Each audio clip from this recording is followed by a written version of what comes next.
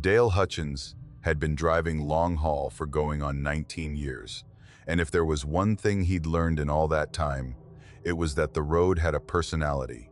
Not in any poetic sense, he wasn't a poetic man, but in the way a person who works the same job long enough starts to read the room before anything happens. The road told you things. The way the fog settled low in a valley meant ice was forming on the bridge ahead. The way deer gathered at the shoulder in groups meant the herd had been spooked from deeper in the tree line, and something was moving through the woods. The way a highway could go from loud and alive, with radio static and CB chatter, to completely, unnaturally quiet in the span of a mile, that meant something too, though Dale had never been able to name exactly what. He just knew to pay attention when it happened. He'd built his whole career on paying attention. It was the second week of November when he took the Route 421 run. It wasn't his usual corridor. His regular stretch ran south through Tennessee, down through Knoxville, and across into Georgia.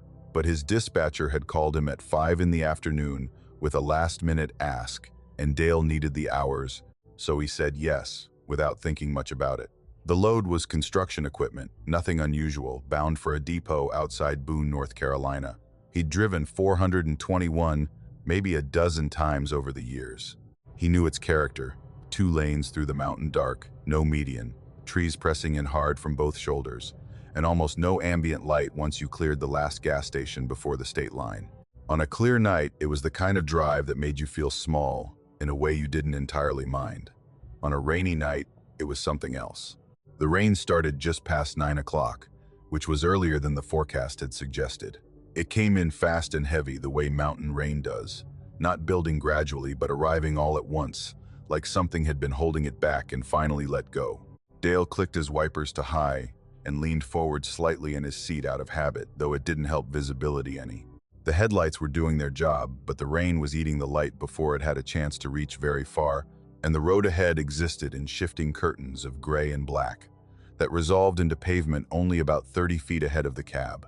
He slowed to 55, then 50, and turned the radio down without really deciding to, the way you do when you need your other senses to compensate for the one that's struggling. He'd been in the thick of it for about 40 minutes when he saw her. She was standing at the edge of the shoulder, not quite in the road, but close enough that his headlights caught her full on: a woman, maybe mid-30s, standing perfectly still in the downpour. No umbrella, no rain jacket. She was wearing a light-colored blouse and dark slacks, the kind of clothes you'd wear to a dinner or a work function, completely inappropriate for standing on the side of a mountain highway in November rain. Her hair was dark and plastered flat against her face and neck. She wasn't waving. She wasn't holding her thumb out.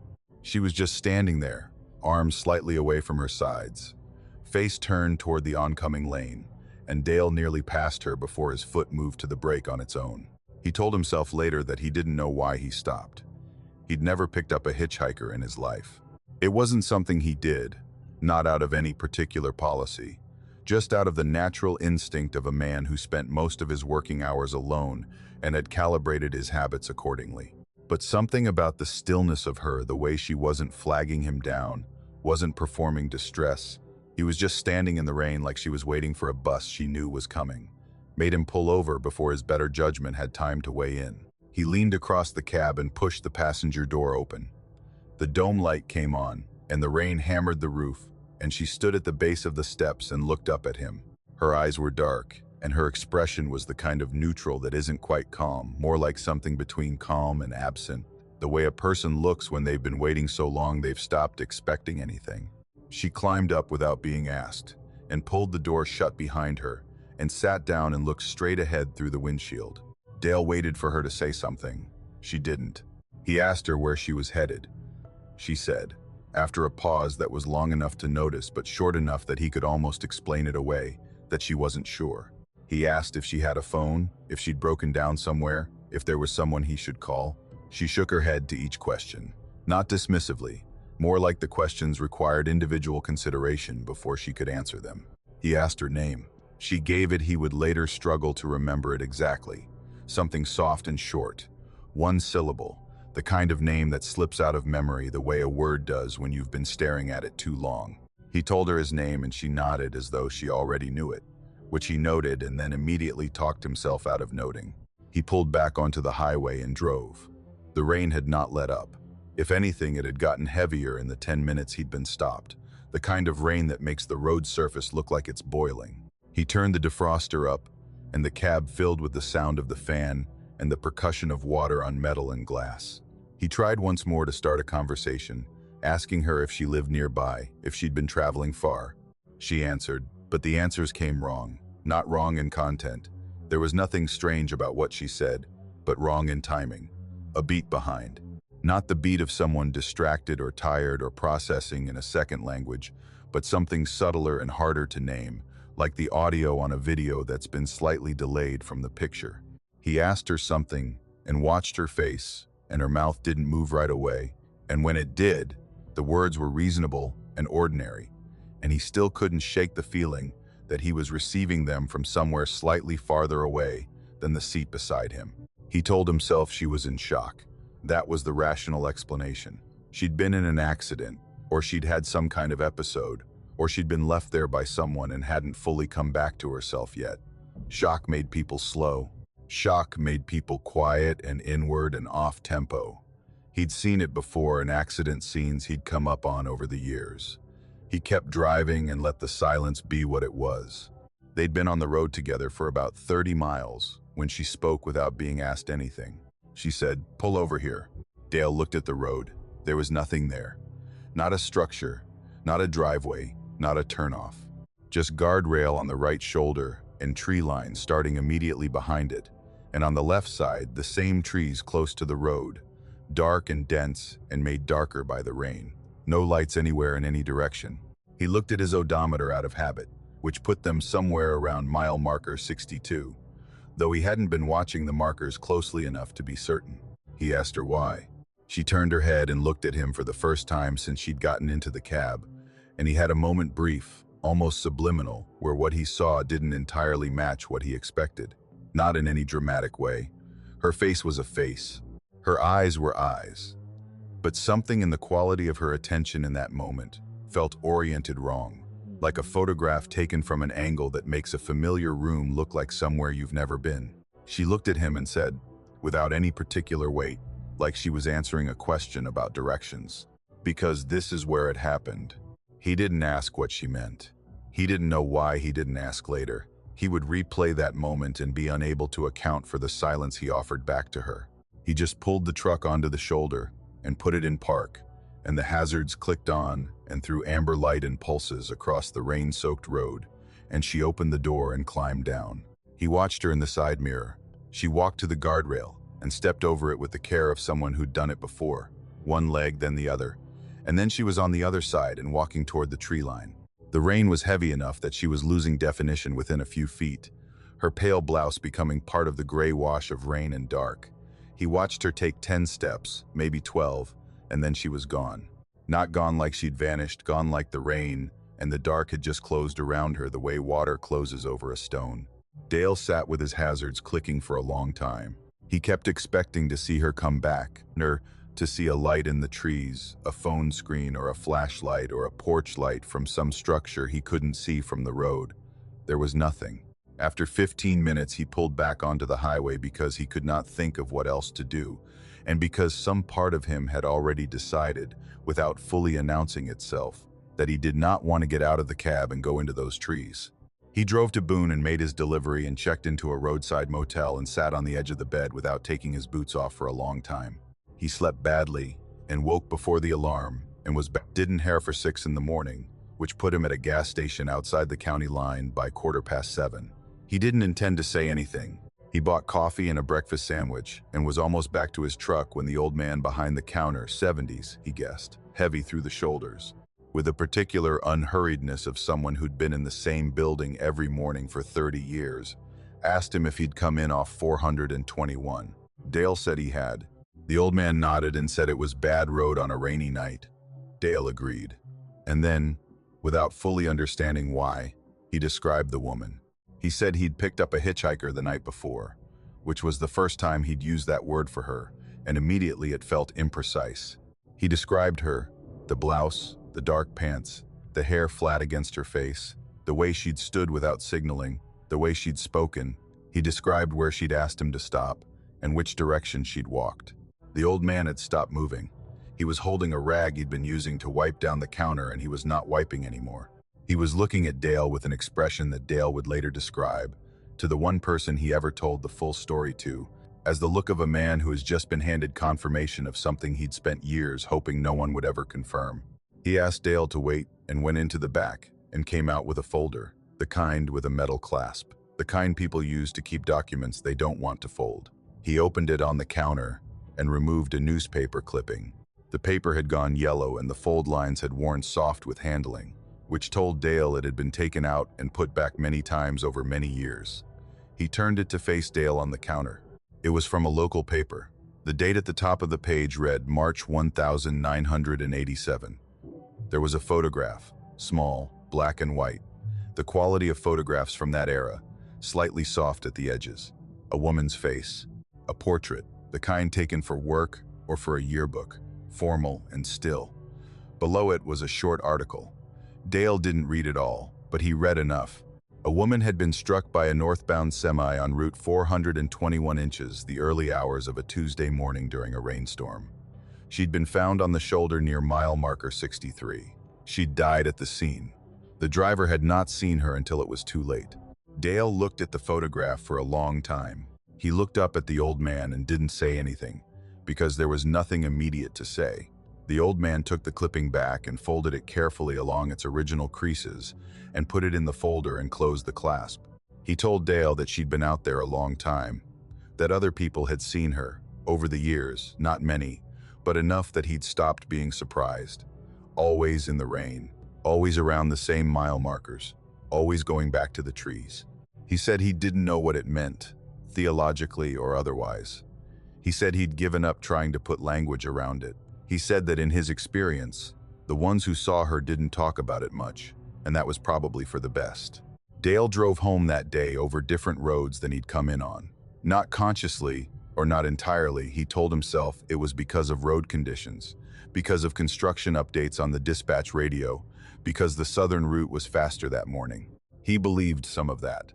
He is not the kind of man who examines his own decisions too closely, which has served him well in most areas of his life and less well in others. What he has not done, in the 3 years since that November run, is take the Route 421 corridor again. His dispatcher knows not to ask. When the route comes up in conversation among other drivers, at truck stops or on the CB, Dale is quiet in the particular way of someone who has something to say and has decided against saying it. There is one thing he has never told anyone, not the dispatcher, not his ex-wife, not the one person he told the rest of the story to. It is a small thing, and he is not entirely certain of it, which is part of why he has kept it to himself. The other part is harder to explain. When she turned to look at him in the moment before, she said, because this is where it happened, her blouse was dry. He noticed it then, and his mind moved past it because the moment was already strange enough, and his brain was doing what brains do, which is smooth over the things that don't fit until there is time to deal with them. But in the weeks after, in the particular insomnia of 3 in the morning, he kept coming back to it. She had been standing in a hard November rain for an unknown amount of time before he stopped. She had walked from the shoulder to his passenger door in that same rain. She had sat beside him for 30 miles, with the heat going and the defroster running. And when she turned to face him, her blouse pale, thin fabric, the kind that goes immediately translucent when wet was dry. Not damp, not almost dry, dry. He thought about this, and then he thought about the photograph in the old man's folder, and specifically about the date on the newspaper, and specifically about the quality of the portrait inside it. The way she'd looked in that photograph, the way photographs from that era looked, soft and flat, and slightly formal. He thought about her face in that photograph, and he thought about her face in the amber pulse of his hazard lights as she climbed down from the cab, and he could not find a difference between them. Not older, not worn down by years. The same, exactly the same. He told himself this was the kind of thing memory does, especially to faces, especially under stress. He told himself that faces in photographs are stylized, and that you can't actually compare them well to faces in real life, and that 30 years can look different things on different people, and he had only seen her for a few minutes. In the dark and the rain, he has mostly convinced himself of this.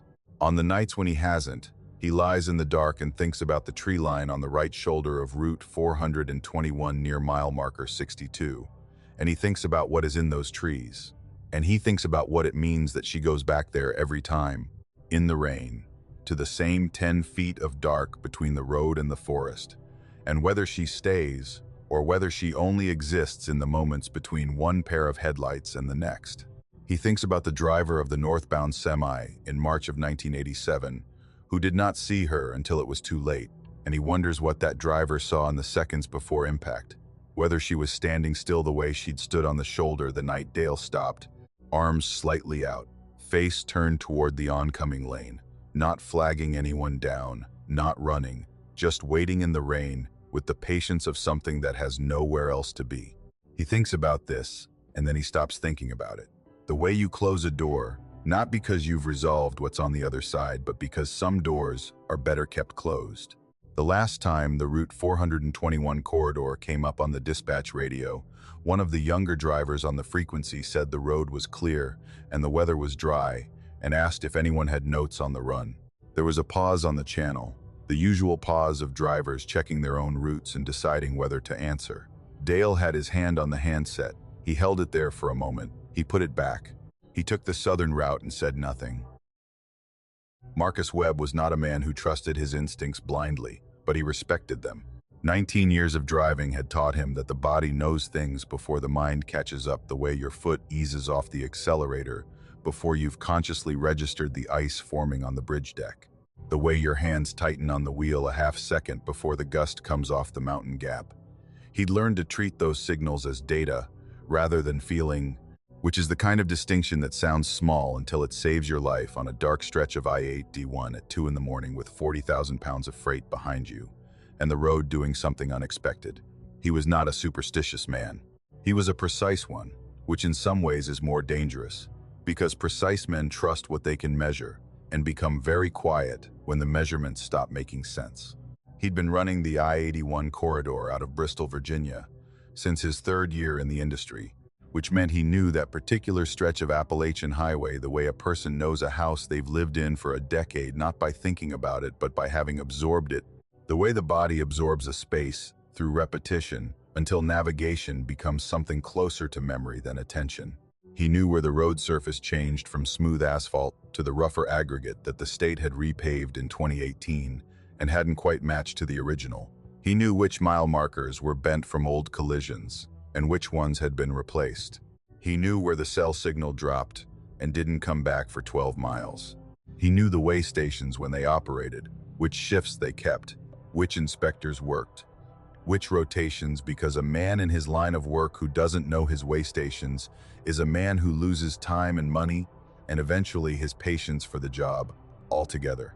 The Holston River station had been closed since early 2019. He remembered when it happened because it had been a point of conversation among drivers for a few weeks. Closures were common enough. The state was always consolidating inspection resources, but the Holston station had been one of the more reliably staffed ones, and its closure had meant rerouting certain inspection protocols to the Marion station, which added time to particular runs.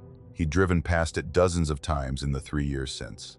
He knew what it looked like: dark, the lot empty, the building shuttered, the overhead lighting on the covered scale inactive. He knew it the way you know any familiar thing that has changed. The absence becomes the new presence, and after long enough you stop seeing what was there and only see what is. So when the lights were on, he saw it wrong for a moment. He was northbound, about 40 minutes past midnight, on a Thursday in early December, running a load of manufacturing components to a distribution hub outside Harrisonburg.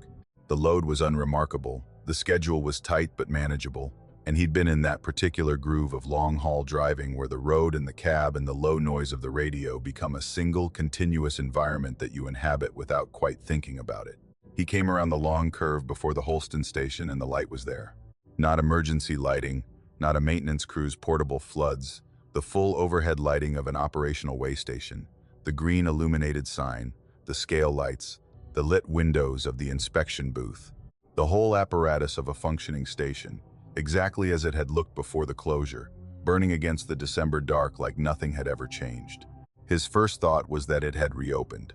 Stations did reopen, budgets shifted, inspection demands changed.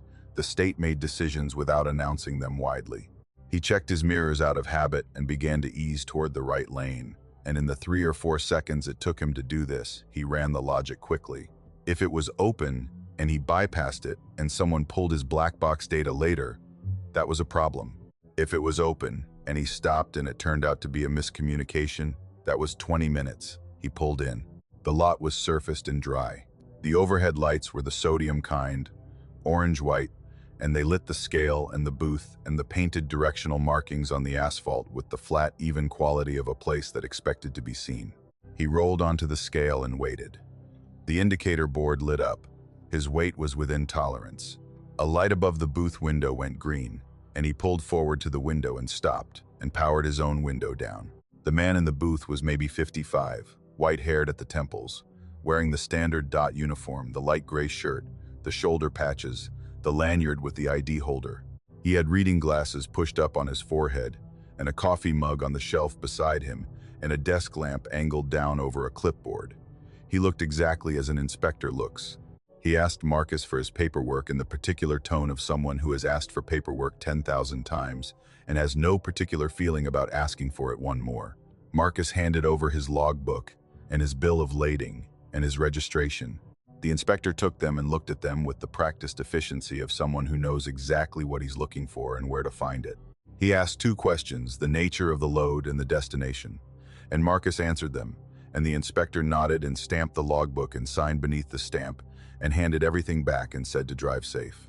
Marcus thanked him and pulled out of the lot and back onto I-81 and was a quarter mile up the road before he felt the first edge of something wrong, and even then, he couldn't name it.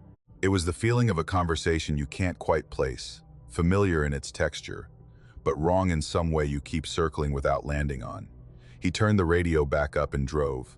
He stopped at a diner outside Wytheville because he'd been on the road for 6 hours and his coffee was gone and he had another 3 hours ahead of him, and his dispatch window had a buffer he could use. The diner was the kind of place that exists at highway exits almost as a geographic feature. Low building, bright windows, half-full parking lot at 1 in the morning with a mix of trucks and the cars of people passing through the night. He took a booth by the window and ordered coffee and eggs and sat with his logbook open in front of him because he'd been meaning to check his mileage against the last fuel stop. The waitress was a woman in her 40s, the experienced kind who refills your coffee before you know you need it and doesn't ask unnecessary questions. He appreciated that about her and sat in the comfortable silence of the diner, and it wasn't until she refilled his cup the second time that he said anything beyond his order. He didn't plan to say it. It came out the way things do when you've been alone in a cab for 6 hours, and a thought has been sitting at the edge of your attention long enough to find its own way out. He said that the Holston River Way station had been open tonight, which he'd thought was closed. She stopped with the coffee pot still tilted. He looked up at her. She said that station had been closed for 3 years. He said he knew that, but the lights were on when he came through.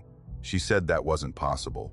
He said he'd pulled in and been inspected, and here was his stamp to prove it, and he turned the logbook so she could see the page.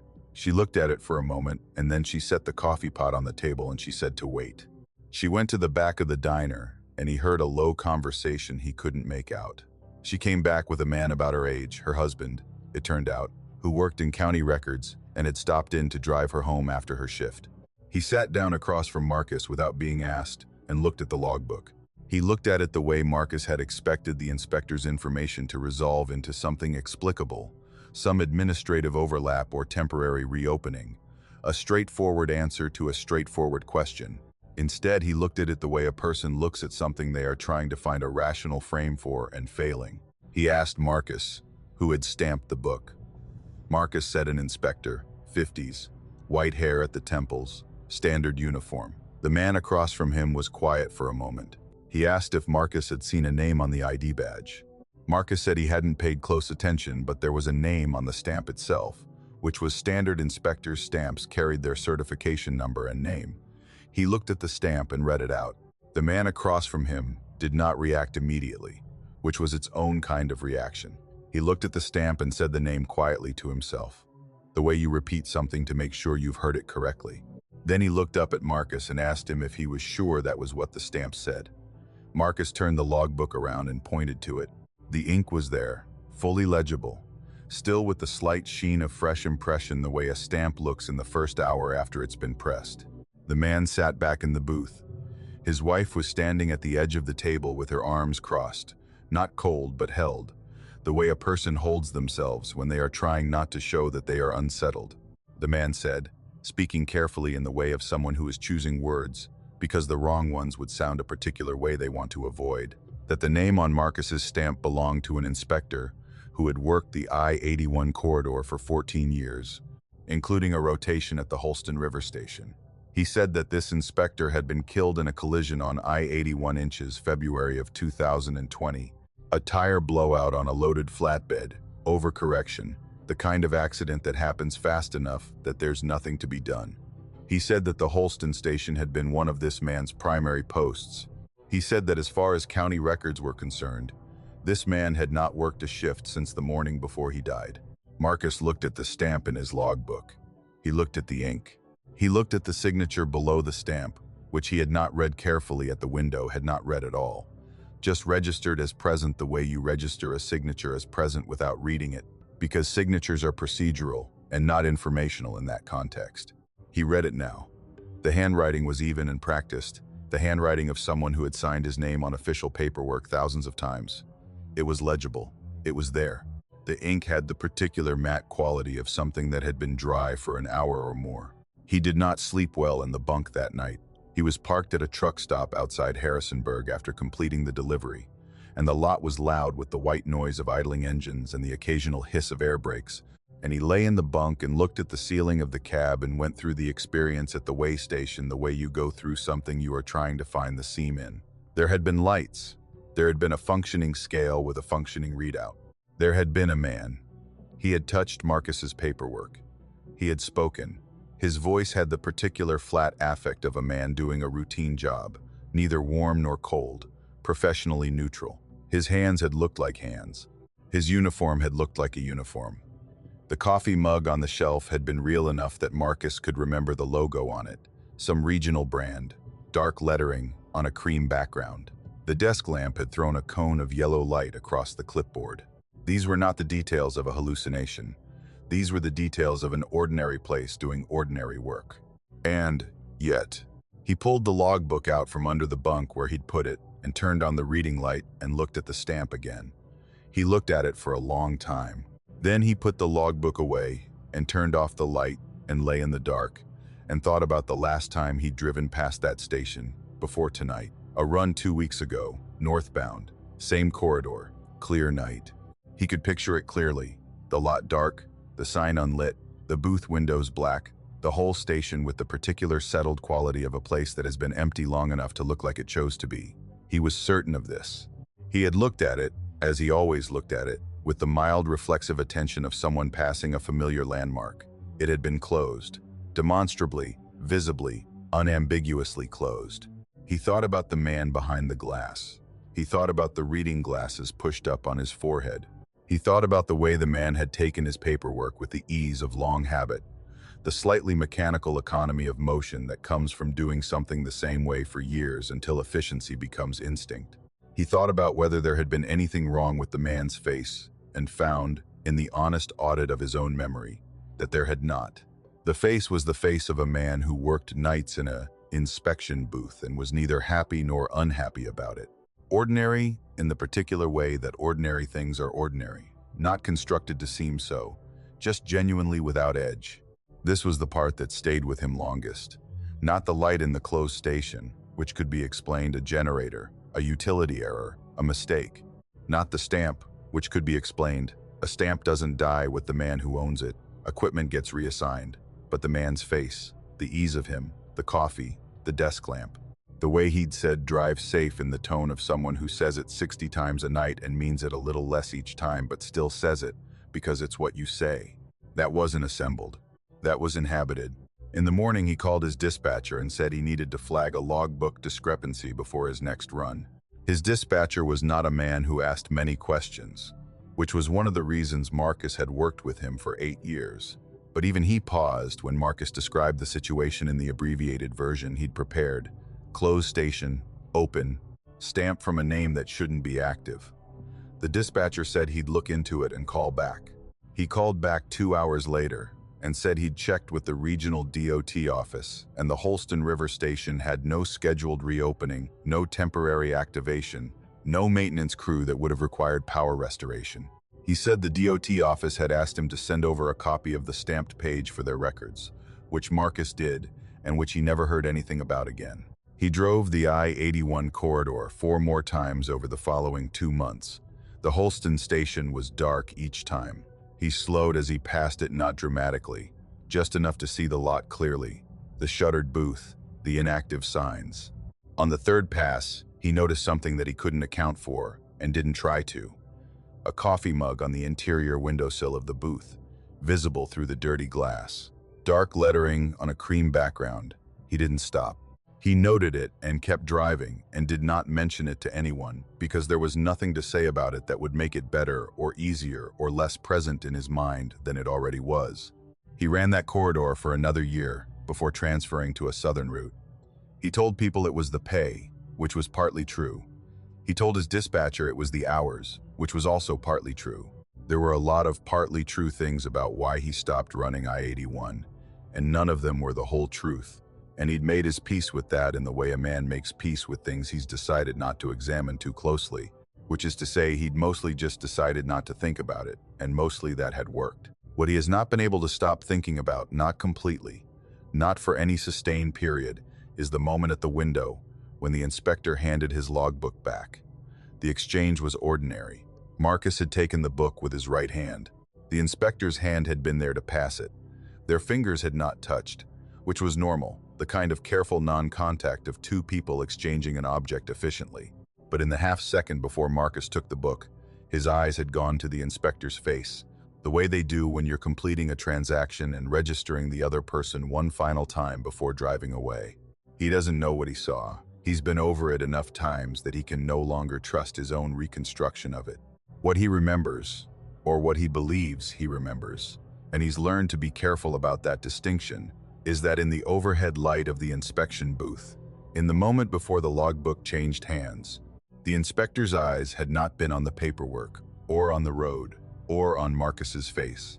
They had been directed slightly downward and to the left, toward the middle distance, inside the booth, toward nothing at all, in the way a person looks when they are thinking of something that has nothing to do with where they are.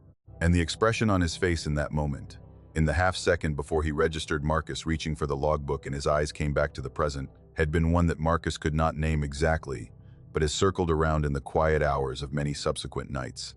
Not sad, not lost, not afraid. Something more specific than any of those. Something that belonged to a man in the middle of a very long wait who has stopped expecting it to end.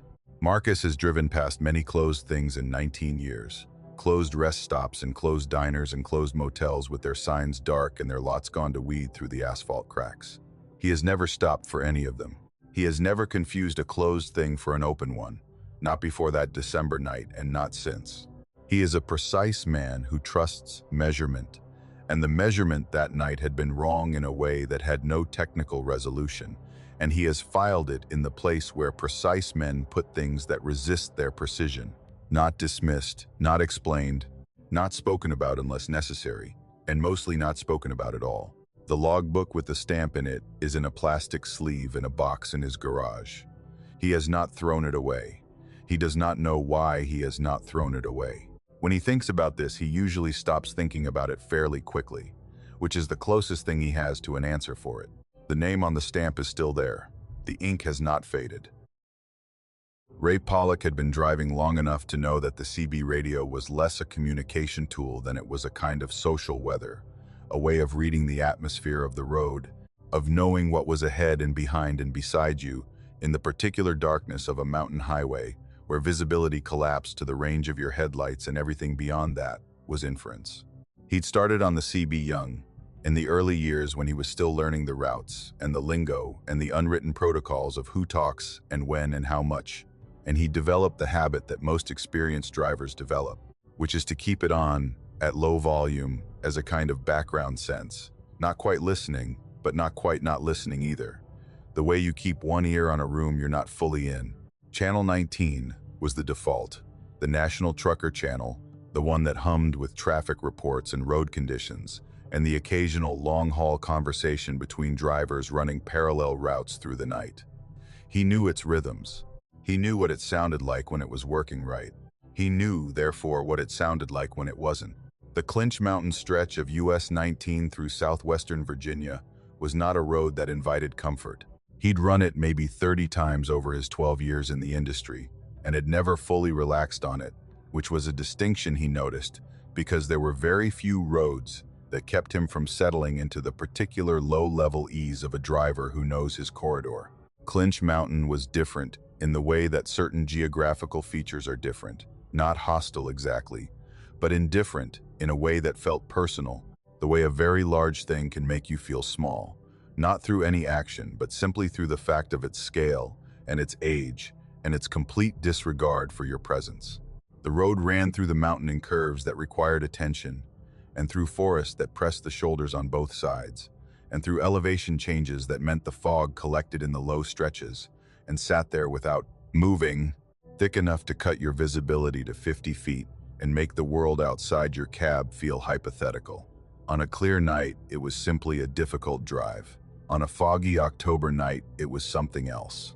He'd left Kingsport at 9:30, running a load of industrial piping north to a depot outside Bluefield, a run he'd done enough times to have it in his hands.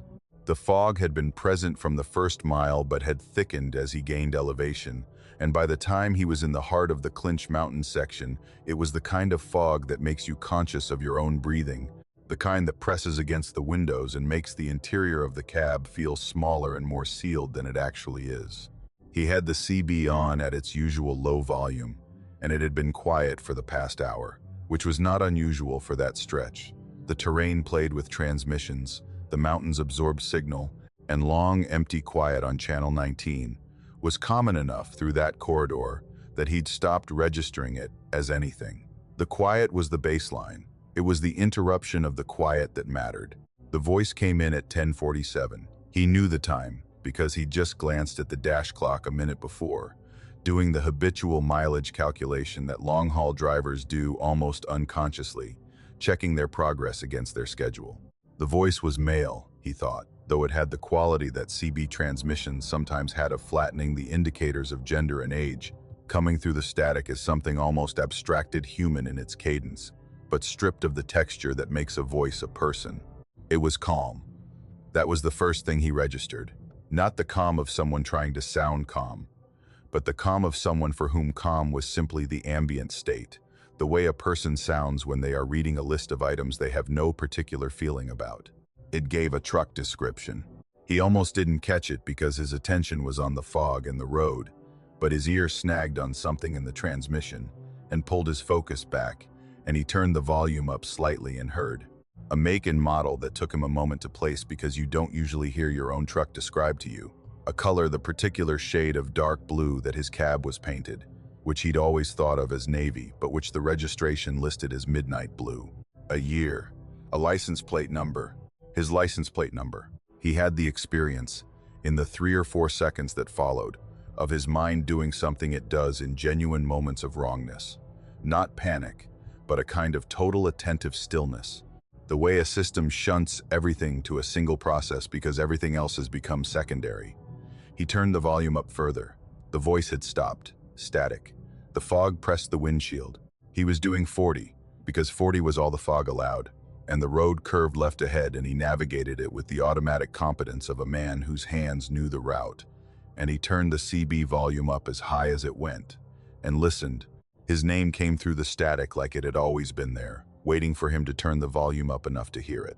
First name, last name stated once, the same flat reading voice, no more weight on it than the plate number had carried. Then a pause long enough that he thought the transmission had ended. Then his dispatcher's company code, which was the internal identifier his company used on internal communications, and was not, as far as he understood, the kind of information that existed on any public database or was printed on any external surface of his truck. Then silence. He picked up the handset. His hand was steady, which surprised him, though he understood it wasn't courage so much as the trained steadiness of a man who had learned that shaking hands in a crisis served no one. He keyed the transmitter and asked who was on the channel. His voice came out level and professional, and he was grateful for that. "Static," he asked again. "Static." He released the key and listened, and the fog moved against the windows, and the road curved again, and his headlights showed him 20 feet of wet asphalt ahead and nothing beyond it. The voice returned. It read his home address. Street number, street name, city, state. The address he'd lived at for 7 years. The address that was on his license and his registration and his utility bills. The address where his wife was asleep at this moment because it was nearly 11 on a weeknight and she worked early. It read the address in the same tone. It had read the plate number and the truck description and his name, not threatening, not gloating, not performing anything, just reading. The way a dispatcher reads coordinates, the way a clerk reads an account number. Informational. The information itself being the entire content of the message.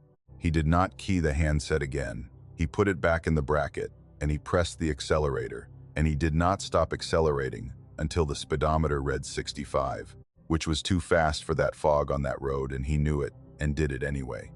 Because the alternative was to stay at the speed where the voice had found him, and he could not make himself do that. He drove for 40 minutes without touching the CB. He drove with both hands on the wheel and his eyes on the curtained road ahead, and his jaw set in a way that was starting to ache.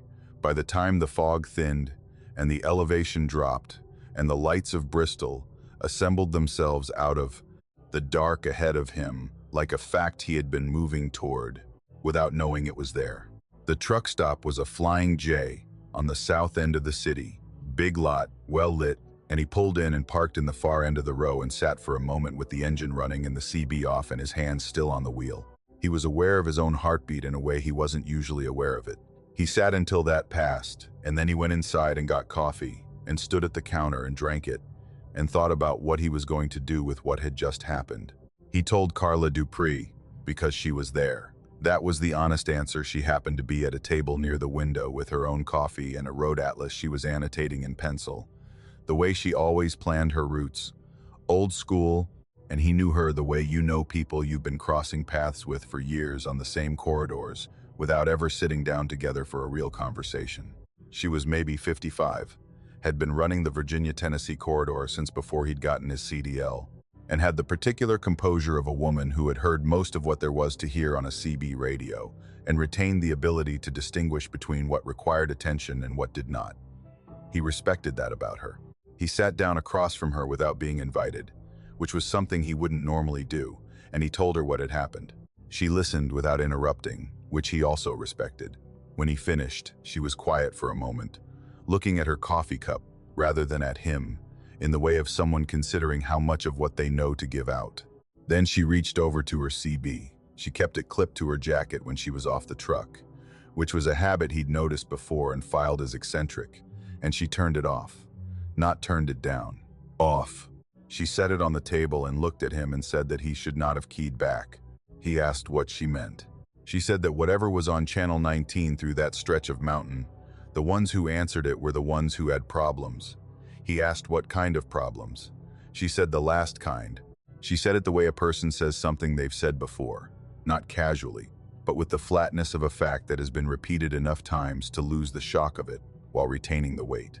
She said she'd been told when she started running that corridor to keep the CB on through Clinch Mountain, but to never, under any circumstances, respond to a voice that knew things it shouldn't know. She said she'd been told this by an older driver who'd been told it by someone older still, the way knowledge passes on long routes, driver to driver, informal and unwritten and reliable, in the way that informal, unwritten knowledge often is because it comes from people who had reasons to remember it. He asked where she'd heard it specifically, whether it was just superstition, whether anyone had actually documented anything. She told him about 2 drivers. She didn't know both of them personally. One she'd known slightly, a man named Gerald Fitch who'd run the same corridor in the mid-2000s, and one she only knew by account, a woman who'd done the Kingsport to Bluefield run in the late 90s. She said that both of them had reported the voice before they disappeared. She said disappeared, meaning they didn't finish their runs, and their trucks were never found, and no one ever turned up a wreck or a body or a reason. She said this, the way you say a thing you have been carrying for a long time and have never fully been able to put down. She said that Gerald Fitch had told her about the voice 3 days before his last run, and that she had not taken it seriously enough at the time to tell him not to answer it, and that she had been taking it seriously ever since. Ray drove a different route for the next 3 weeks. He told his dispatcher he had scheduling conflicts, which his dispatcher accepted without interest, because dispatchers have their own problems, and a driver's routing preferences are low on the list. He ran the interstate corridor south instead, longer by an hour but straight and well-lit and free of mountain fog. He slept normally, or close to it. He told his wife a version of events that he'd edited for comprehensibility: strange transmission, equipment malfunction, nothing to worry about. She accepted this because she had been married to a long-haul driver long enough to know that the road produced strange experiences that didn't always translate well to kitchen table conversation. At the end of the 3rd week, he called Carla Dupree on her cell phone, which she'd given him the night at the truck stop with the instruction to call if he heard anything else. He hadn't heard anything else. He called because he'd been doing research of the kind that the internet makes possible, and the kind that he wished, partway through, he hadn't started. He'd found Gerald Fitch, or found the absence of him, which was its own kind of finding. A missing persons report filed in Scott County in 2006. A truck that had been on the Clinch Mountain route and had not arrived at its destination. No accident report, no physical evidence recovered from the roadway. The report was still open, which meant nothing in practical terms, after 18 years, but still open nonetheless. He told Carla what he'd found. She was quiet on the phone for a long moment. Then she asked if he'd found the other one, the woman from the 90s. He said he hadn't been able to identify her from what Carla had told him. Carla gave him a name. He found her the next day, a missing persons case from 1998, filed out of Kingsport. A female driver in her early 40s who had been running freight to Bluefield and had not arrived and had not been found. The case was also still open. The route on both reports ran through the Clinch Mountain stretch of US 19. He sat with this information for 2 days. He didn't call anyone official because he didn't know what he would say that a CB radio had said his name and his address on a foggy October night, and that 2 other drivers who'd reported something similar had subsequently vanished, and that he thought these things were connected in a way that should be investigated. He played this conversation out in his head enough times to know how it ended, which was with a patient law enforcement officer explaining to him that missing persons cases on mountain routes had many explanations, and that CB radio anomalies were a known phenomenon, and that there was nothing actionable in what he was describing. He knew they would be right about most of that. He also knew that being right about most of something was not the same as being right about all of it. He ran the Clinch Mountain route again in November, because he needed the hours and because there was a version of himself that refused to let a foggy road and a CB transmission reroute his livelihood permanently. He told himself this was pragmatism. He kept the CB on Channel 19 because turning it off felt like a different kind of surrender. He drove through the fog-free November air with his window cracked and his coffee hot and his eyes on the road and the CB at moderate volume, and nothing happened. The channel was quiet in the ordinary way of a channel with no one on it. He reached Bluefield in good time and made his delivery and drove back without incident. He ran it again in December. Same result. He ran it 4 more times through the winter and into early spring. The channel stayed quiet through all of it, and he began to reframe the October night in the way that time allows you to reframe things, not dismissing it, but placing it in a category that could coexist with normal working life, the category of strange things that happened once and didn't happen again, and might have had explanations he hadn't found. He told this to Carla in March, in a phone call he'd made intending to check in and found himself using to talk himself back toward normal. She listened in her characteristic way, not interrupting. When he finished, she said she was glad it had been quiet. He said he thought maybe it was a one-time thing, a fluke, some kind of freak atmospheric interference that had pulled signals from somewhere and bounced them in a way that happened to be specific enough to his truck to seem intentional. She said that was possible. She said it in the way a person says something is possible when they don't believe it is. He asked her if she'd ever heard it herself, the voice, on any of her runs through that stretch. She was quiet for long enough that he thought the call had dropped. Then she said yes. He asked her when. She said the first time was in 2004, and the most recent time was 8 months ago. He asked what it had said to her in those transmissions. She said it always said the same thing, her name, her truck, her route. He asked if it had ever said her address. She said no. He asked why she thought that was. She said she thought it was because she'd never answered. He has run the Clinch Mountain route 16 times since that October night. The channel has been quiet on 15 of them, which is the kind of statistic that should be reassuring and isn't, because the math on the one remaining run is not something he can make himself stop doing. He has not told anyone else about the transmissions, not officially, not in any form that would create a record. He keeps Carla's number saved in his phone under a name that is not her name, which is a precaution he can't fully explain but can't bring himself to remove. The thing he has not told Carla, the thing he has not told anyone, is about the transmission from the December run. The one he'd characterized, in his own accounting, as a quiet run. It had been mostly quiet. He'd been 40 minutes into the Clinch Mountain stretch, the road dry, the air clear and cold, the CB silent for the past hour, when a transmission came through channel 19 at low volume, the way a distant signal sounds when it's coming from the edge of range. Not his name, not his address, just a voice, the same flat, calm, reading voice he remembered from October, saying one word, his middle name, the one that doesn't appear on his license or his registration or his company documentation, the one his mother had given him after her father, the one that his wife knew and his dispatcher didn't, and that existed in no database he was aware of and appeared on no surface of his truck. One word. Then static. Then nothing for the remaining hour of the Clinch Mountain stretch. He turned the CB off for the first time in his professional life and drove the rest of the mountain in silence. He told himself when he got to Bluefield that it had been interference. He told himself this with the full conviction of a man who very badly needs something to be true. He turned the CB back on for the flat highway south of the mountains and drove home in the ordinary noise of Channel 19, the traffic reports and road conditions, and the occasional long-haul conversation between drivers running parallel routes through the December night. And he listened to all of it with the attention of someone who has learned to hear the difference between what the road is supposed to sound like and what it sounds like when it isn't. He has not decided yet whether that distinction is something he can afford to keep making. He has not decided whether knowing the difference makes him safer or simply makes him more aware of what is there in the dark between the transmissions, patient and specific, and waiting to be answered. Kenny Ferris had been driving the Blue Ridge Parkway for 11 years, the same stretch every Thursday night after his shift at the distribution center in Waynesboro, and in all that time, he had never once stopped thinking of it as beautiful, even in bad weather, even in the deep slate gray of November when the trees had given up their leaves and the mountains turned skeletal and indifferent. There was something about that road that kept him present in a way that nothing else in his life managed to do. His marriage had ended quietly 4 years ago, a slow leak rather than a blowout, and his daughter had moved to Portland with her husband and called on birthdays with a cheerfulness that felt rehearsed.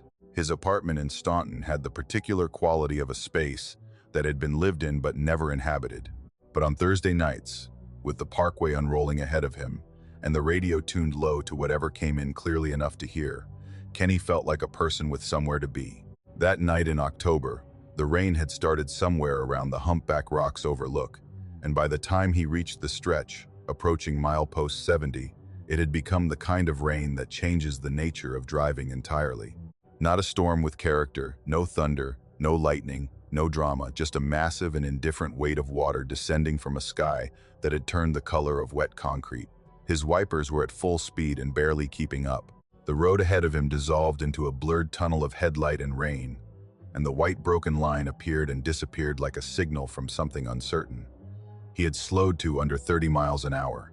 He thought about pulling off at one of the overlooks to wait it out, but the overlooks on the parkway at night in October were dark and remote in a way that always made him vaguely uneasy, and he told himself he was fine, that he knew this road, that it was only another 20 minutes to the Rockfish Gap exit where he'd leave the parkway and drop down into the valley. He almost missed the shape entirely. It was at the guardrail on the right side, just past where the road curved left and began a slow descent. And for a fraction of a second his mind filed it under the category of debris, a plastic bag, a piece of cardboard, something blown against the barrier by the wind. But there was something vertical about it, something upright and intentional, and his foot came off the gas before his brain had fully processed what he was seeing. He braked slowly on the wet pavement, not enough to slide, and pulled onto the narrow gravel shoulder with his hazard lights blinking orange into the rain. He sat for a moment with the wipers going and the engine idling. The shape was behind him now, in the orange strobe of his hazards, and he adjusted his side mirror until he could see it more clearly. It was a child. A boy, he thought, though at this distance, in this light, he could not be certain. Small, anyway, and standing very still at the guardrail with both hands resting on the top bar, facing the road. Facing, it seemed, him. Kenny's first thought was not fear. It was the particular alarm of an adult confronted with a child in an impossible situation, a child who should not be here, who needed help immediately, and his mind went to the practical mechanics of what came next before anything else registered. He grabbed his flashlight from the center console, confirmed it was working, and pushed open the door into the rain. It hit him all at once. The rain, the full weight of it, cold and relentless, soaking through his jacket in seconds. He jogged the 20 feet back to where the boy stood and trained his flashlight on him, and stopped. The boy was dry. Not partially dry, not sheltered by anything Kenny could identify. The guardrail offered no overhang, no coverage of any kind, and the rain was coming down in sheets without any significant wind to give it direction. But the boy's clothes were dry. A green jacket, zipped to the throat. Dark pants, jeans maybe. Sneakers. His hair was dark and lay flat against his head, and it was not wet. Not a single drop of rain appeared to be touching him. Kenny stood 3 feet away and felt the rain hammering his own skull, running into his eyes, soaking the collar of his jacket, and watched the water fall around the boy as though he occupied a pocket of stillness that the storm had agreed to leave alone. He was 8 years old, maybe. Slight, with a narrow face and dark eyes that caught the flashlight and held it without blinking. He was not shaking, not distressed in the obvious physical ways that Kenny would have expected from a child standing outside in this weather, but there was something in his expression that Kenny would spend a long time afterward trying to describe and never quite get right. It was not blank. It was not afraid. It was purposeful in a way that unsettled him on a level beneath language. The face of someone engaged in a task, someone waiting for the completion of a thing already set in motion. Kenny crouched to the boy's eye level. He had to raise his voice over the rain. "Hey, buddy, are you okay? Where are your mom and dad?" The boy did not speak. He lifted his right arm and pointed, and the gesture was slow and deliberate, and utterly without hesitation. The way you point at something you have been looking at for a very long time. He pointed over the guardrail, down into the darkness of the ravine. Kenny stood and leaned over the rail with his flashlight angled down.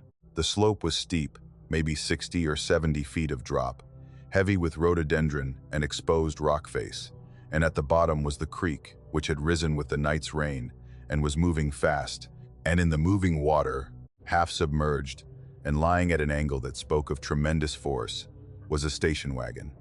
The rear end had caught on a boulder, and the front was in the current. One headlight was still on, and threw a diffuse glow up through the rushing water, faint and strange, like a lantern at the bottom of something deep. The car had been there for some time. Kenny could tell by the way it sat, by the fact that the creek had already begun to work around it rather than against it. He straightened and reached for his phone and dialed 911 and kept his light on the wreck below while the operator answered. He gave his location, mile marker 74, Blue Ridge Parkway, and described what he could see. And the operator kept him on the line while she dispatched units. And all of this took perhaps 3 minutes. And during those 3 minutes, Kenny did not look at the boy because he was focused on the car and on providing accurate information and on keeping his light steady on the water so that if anything moved down there, he would see it. When he finally looked up from the guardrail and turned around, the boy was gone. He swept the flashlight in both directions along the road, the gravel shoulder, the guardrail stretching north and south, the tree line on the opposite side of the parkway. Nothing. No movement, no retreating shape, no small figure disappearing into the trees. The rain came down and the hazard lights of his truck blinked, and the operator was asking him to confirm he was still there, and he said yes, he was still there, and he asked her to please send help quickly because there might be people alive in that car. The rescue crews came in 3 waves. First 2 sheriff's deputies from Nelson County who parked their cruisers with the light bars going, then an EMS unit from Nelliesford, then a technical rescue team from Waynesboro that Kenny had called in his own county. Men and women in helmets and harnesses who unloaded equipment from a long truck with a practiced efficiency that Kenny found enormously comforting in the way that competence always is in a crisis. A fire engine came, another ambulance. The road was blocked in both directions by the time they got a team down the slope on ropes, which took the better part of 40 minutes, given the steepness of the grade and the conditions. Kenny stood at the guardrail and watched the lights moving down in the ravine, the beams of flashlights and helmet lamps cutting through the rain and the rhododendron, and he drank bad coffee from a thermos one of the deputies had offered him without being asked. He was cold in a way that had gotten into his bones, and he was shaking, but not, he understood, entirely from the cold.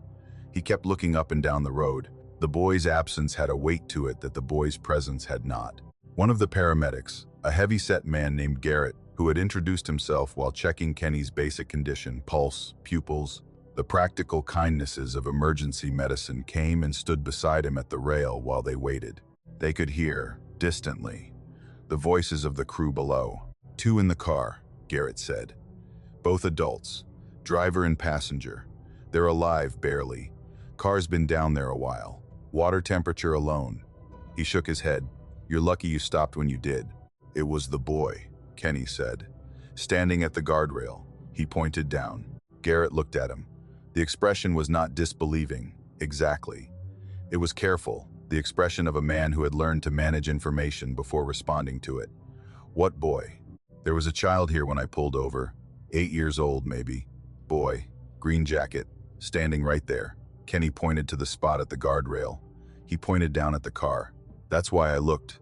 Garrett was quiet for a moment. He held his coffee cup with both hands and looked at the spot Kenny had indicated, and then he looked at Kenny, and then he looked back at his clipboard in a way that was not dismissive, but was very, very careful. Sir, he said, I need to tell you something. He stopped and seemed to consider his phrasing. There was a child in that vehicle. We got information from dispatch the registration came back to a family out of Roanoke. Husband, wife, 1 child, a boy, 8 years old. Kenny waited. The rain fell. A shout from below, something technical about rigging and the angle of approach. They're saying he didn't make it on impact, Garrett said. We don't have him yet, the current. He stopped again. But based on what the parents were able to communicate and what the first responder on the rope confirmed, he would have been gone for several hours before you stopped. The way Garrett said it, Kenny noticed, was in the passive voice. Would have been gone. The soft grammar of things people in emergency medicine say when they are telling you something that does not have a framework, when they are trying to place a fact into your hands without the full weight of it. Kenny looked at the spot on the guardrail where the boy had stood. The rain was still coming down the same way it had been coming down for the last 2 hours. He looked at the gravel, expecting he did not know what, some impression, some trace. There was nothing. The gravel was wet and unremarkable. He thought about the boy's clothes. The jacket, green, zippered, dry. He thought about the rain coming down in those sheets, and the boy standing in the middle of it and not a drop touching him. He thought about the face, the purposeful face, the pointing hand, the slow and certain gesture of something that knew exactly what it was doing. Garrett was writing on his clipboard. After a moment he stopped writing and looked up. You saved their lives, he said. Whatever you saw, whatever happened, you stopped and you called, and they're going to make it. He said it with the flatness of a man who has learned that in certain moments the practical truth is the only truth that helps. Kenny drove home at 4 in the morning after giving his statement to a deputy who wrote everything down without visible reaction, the professional blankness of someone trained to receive information without filtering it through personal response. He drove slowly and kept the radio off. The rain had thinned to a mist by then, and the parkway was empty, and the mountains were invisible, just a darkness on either side of the road that was thicker and more absolute than the sky. He thought about pulling over at one of the overlooks and just sitting for a while, but he didn't. He drove through Rockfish Gap and down into the valley and home to his apartment, and he sat in his parking lot for a long time before going inside. He did not sleep that night.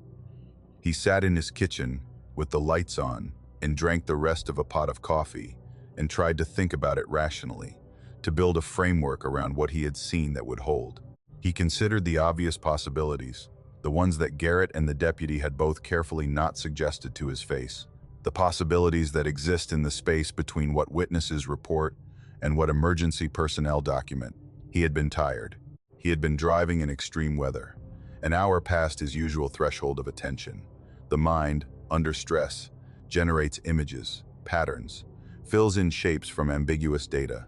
He had been thinking about the road and the rain, and then there had been a shape at the guardrail, and his mind had made a child of it, and then afterward, perhaps, had elaborated that memory in response to what he learned about the family in the car. The memory of the dry clothes, of the pointing hand, of the purposeful face, perhaps those details had accreted around a simpler visual reality, the way stories grow in the telling. He tried this framework on and found that it fit his life philosophy well enough. He was not a man who believed in the uncanny. He was not a man who believed in much, if he was honest, outside the measurable and the proximate. He thought of himself as practical, grounded, a person who drove carefully and paid his bills and dealt with difficulty by looking at it directly. But the clothes had been dry. He had stood 3 feet from the boy in the full force of that rain, and the clothes had been dry. That was not a detail he could account for with fatigue or stress or the elaborating tendencies of memory, because it was a detail he had registered in real time with his full attention. He had noted it the moment his flashlight hit the boy, and he had continued to note it for the entire duration of the encounter, and he was not uncertain about it. He was certain about almost nothing in his life, with any particular depth of conviction, but he was certain about this. The clothes had been dry. In the weeks that followed, he found himself changing his Thursday night drives in ways he did not fully acknowledge to himself. He still took the parkway, still left after his shift, still drove the same stretch from Waynesboro to Rockfish Gap, but he began slowing before mile marker 74, decelerating gently a half-mile out and traveling the marked section at 20 miles an hour, his eyes moving to the guardrail on the right side with a regularity he could not quite call involuntary.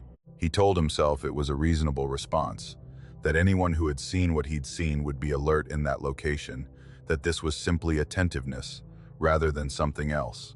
There was never anything at the guardrail. He found the family, or rather found information about the family, through the accident reporting in the Roanoke paper. Their names were David and Marlene Chu. They had been driving home from a weekend visit to relatives in Asheville. The paper ran a brief follow-up 6 weeks after the accident. David Chu had been discharged from the hospital. Marlene Chu was still in rehabilitation for injuries to her spine. The paper mentioned the surviving family members without naming the child, and used a phrase that Kenny read several times: their son, who was lost in the accident, with the particular euphemistic delicacy that news writing reaches for, when the specifics are too blunt to print cleanly. He thought about contacting them and decided against it. What would he say? What would it give them, or him? He had given his statement. He had called 911. He had done everything a person was supposed to do in that situation. And the fact of what had been at the guardrail, when he stopped, the fact of what had guided him to stop, to look, to save the people in that car, was a fact that existed in a register he did not have language for, and that he suspected the Chus, in their grief, did not need him to introduce. Some things that happen to people are theirs alone, and the decent thing is to recognize that and step back from it. But he kept driving the parkway. He kept slowing at mile marker 74. The first snow of the year came in late November, a light dusting that melted by afternoon, and Kenny drove the parkway in it on a Thursday and slowed at the familiar spot and looked at the guardrail and saw nothing. The creek was audible, even from the road, running high from recent rains, and he thought about the submerged headlight he'd seen that night, the faint glow through the moving water, how wrong it had looked, how unlike anything light was supposed to do. He had a particular memory that had been coming to him at odd intervals since that night.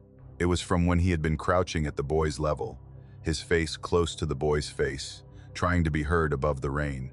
He had smelled something, or thought he had, not rain, not mud, not the leaf-rot smell of the mountain in late October. Something else. He couldn't name it. It was not unpleasant, exactly, but it was wrong in the same way the submerged light had been wrong. Wrong in the sense of being in a context where it did not belong, where its presence meant something had gone badly out of order. He had not thought of it in the moment. There had been no room for it in the moment, but it had surfaced afterward and attached itself to the memory of the boy's face with a persistence that troubled him. In December, he drove the parkway in a hard freeze, ice on the road for the first time, and he made the decision to stop at the guardrail and get out of the truck and stand at the exact spot where the boy had stood. He stood there with his hands on the cold metal of the barrier and looked down into the ravine. The creek was frozen at the edges and dark in the center. There was no trace of the car. It had been removed by the recovery crew weeks ago, and the rhododendron had reclaimed whatever impression it had left on the slope. The ravine looked ancient and indifferent, as ravines do, as though the thing that had happened there was simply one entry in a very long ledger of things that had happened there. He stood and looked down for a while, and then he looked up and down the parkway, and there was nothing in either direction.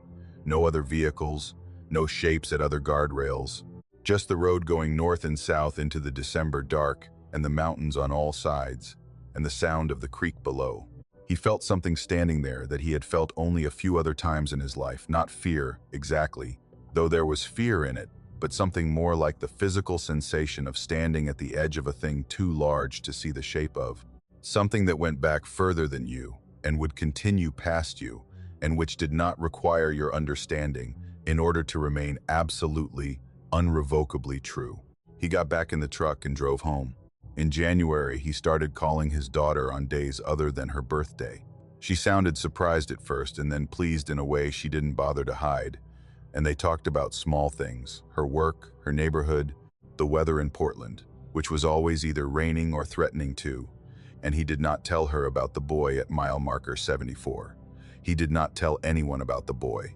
Not because he feared disbelief, though he would have encountered it, but because the story belonged to the night it had happened in a way that retelling would damage. Some things lose their true shape when you move them into ordinary light.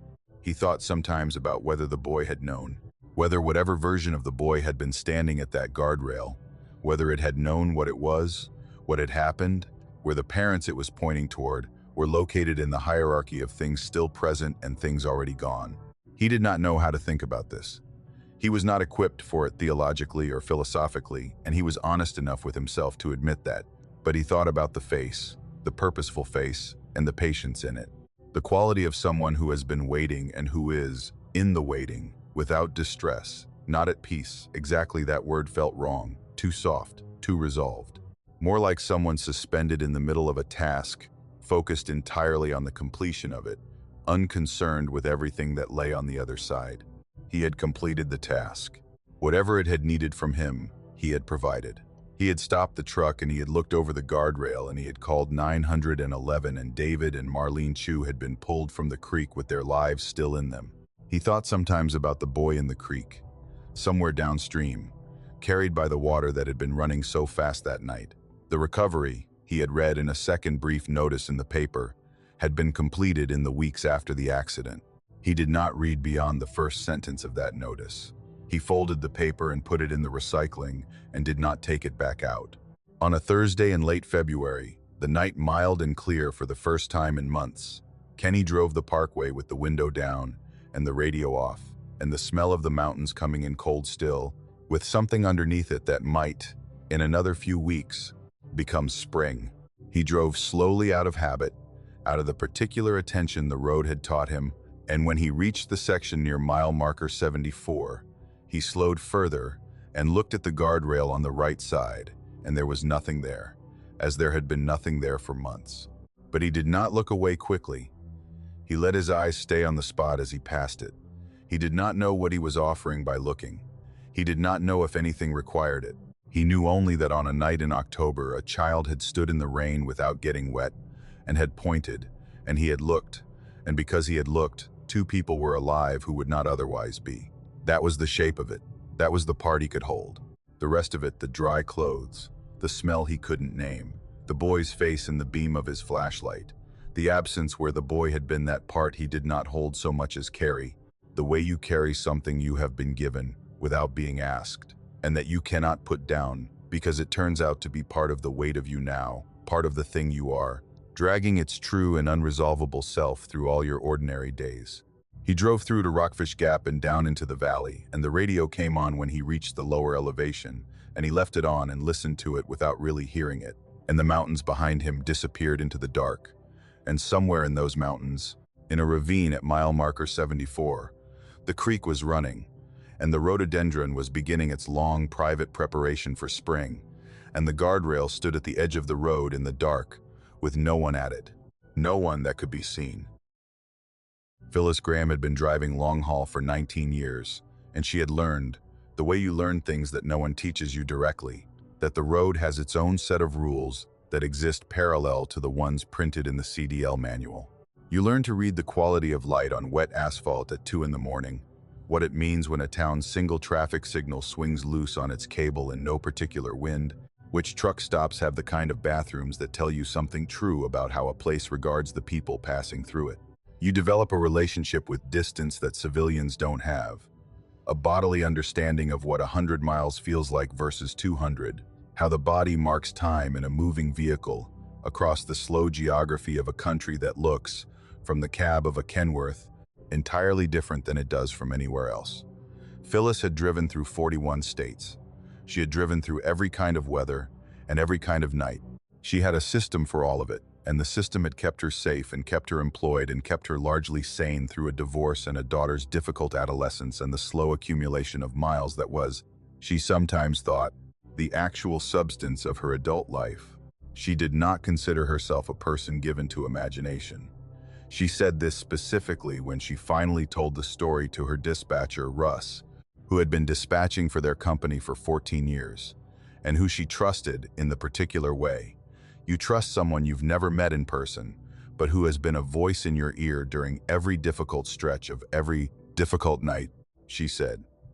I want you to understand that I am not somebody who imagines things. And Russ, to his credit, said he knew that. He had always known that about her, which is why what she told him next had kept him, he admitted later, from sleeping well for a number of weeks. It was a Thursday in November, the back end of a run that had taken her from Memphis to Knoxville and then up into Kentucky for a delivery to a distribution center outside Lexington, and she was deadheading back south on a route that took her through the rural middle section of Tennessee, the part of the state that doesn't appear in the promotional materials, the part with the collapsed barns and the hand-lettered signs for things no longer available, and the long stretches of two-lane where the tree line comes down to the road's edge and makes a tunnel of it on overcast days. She had done this stretch before, not often, but enough to have a general orientation. She knew it was farm country and forest country and not much else, knew there was a town called Grayfield that had a decent fuel stop and a Hardee's, and she had planned to make Grayfield and stop for coffee and fuel before the last leg home. The fog came in around 9 o'clock. She had been watching it build for an hour before that, the low ground fog that starts in the creek beds and the low fields and spreads outward and upward until it has no discrete edge anymore, until it is simply the condition of the air. By 9 it had reached the road and thickened, and by 9:30 it was the kind of fog that changes your speed whether you intend it to or not. The kind that makes you aware of how much of your driving is based on seeing what's ahead and how little you realize that dependence until it's removed. She had her low beams on high beams and that density were useless. Just light reflected back into your own eyes, and she was doing 45 where she normally would have done 65, and she was leaning forward slightly over the wheel in the unconscious posture of someone trying to see further than the physical reality of their situation. Permits. The radio had been fading in and out for the last hour. She had stopped trying to manage it and let it go to static, which was at least a consistent sound, a kind of white noise that she could drive inside of. The GPS had been behaving strangely since she left the interstate. It was a unit she had used for years, and she knew its quirks, knew when to trust it and when to cross-reference with her own sense of direction, and for the last 40 minutes, it had been offering her routing suggestions that didn't correspond to anything she could see on the road, prompting her to turn onto roads that weren't there, or confirming she was on named highways, when the road she was on had no markings she could identify.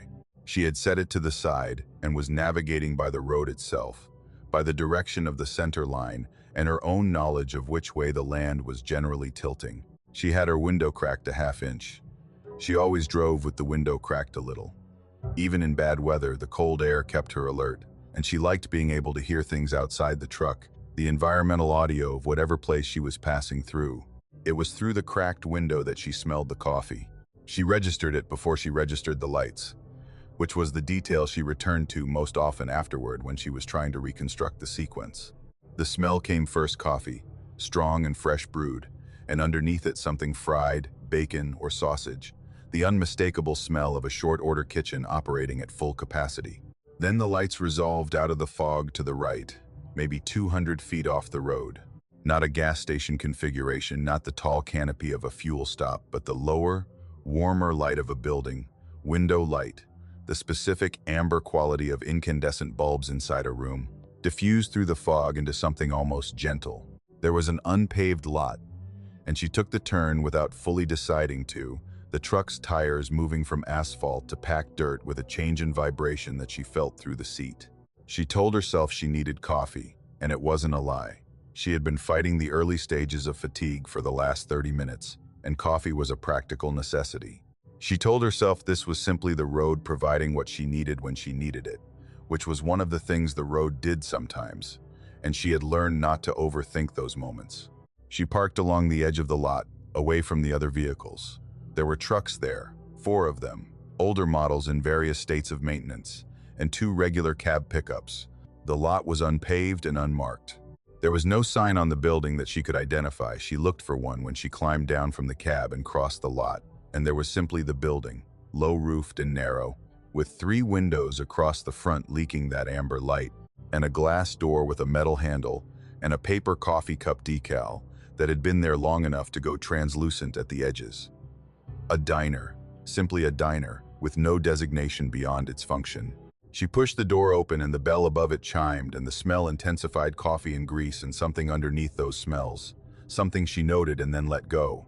A dampness, a heaviness in the air that didn't fit entirely with the heat of the kitchen, but that she attributed to the fog outside, having gotten into the building the way fog gets into old buildings along their seams. It was warm inside, warmer than it should have been perhaps, or warm in a way that felt dense rather than comfortable. But she had come in from a cold cab and her body was grateful for it. The diner was full. Every stool at the counter was taken, and every booth along the windows had men in it. Truckers, she assumed, from the builds and the gear, older men, most of them, in canvas and flannel, men who had the particular physical quality of people who have spent a great portion of their lives sitting, the settled, compressed look of a long-haul driver in the back half of his career. There were 9 or 10 of them, she counted without being precise about it, and she registered them as she registered most things in unfamiliar spaces, quickly and practically, and without dwelling on any single detail, the way you scan a room for exits and available seats and potential difficulty. She took the last stool at the far end of the counter, near the kitchen window. The waitress appeared from the kitchen side almost immediately. A woman, older, with gray hair pulled back and a uniform that was not any particular color, but had been washed enough times to become a color of its own. She did not hand Phyllis a menu. She looked at her with eyes that were attentive, and that Phyllis could not read clearly in the light, not unfriendly exactly. Not the particular studied warmth of a practiced server, but present, focused, the look of someone doing a specific job with great concentration. "Coffee," Phyllis said. "And if you've got eggs, scrambled and toast." The waitress did not write this down. She did not have a pad, Phyllis noticed. She simply nodded and went back toward the kitchen. Phyllis became aware, in the way awareness sometimes shifts without a triggering event, that it was very quiet. Not the quiet of a late-night diner after a rush, not the post-crowd quiet of cleared dishes and scattered conversation winding down. This was a quiet that had no aftermath in it. A quiet that was not the absence of sound so much as the presence of something that had displaced sound. Her stool was the only thing that had made noise since she came in its legs against the linoleum when she settled onto it. The bell above the door had chimed when she entered, and she could not now remember if it had chimed behind her when the door closed, and she thought it probably had but could not be certain. It was the kind of quiet that makes you aware of your own breathing.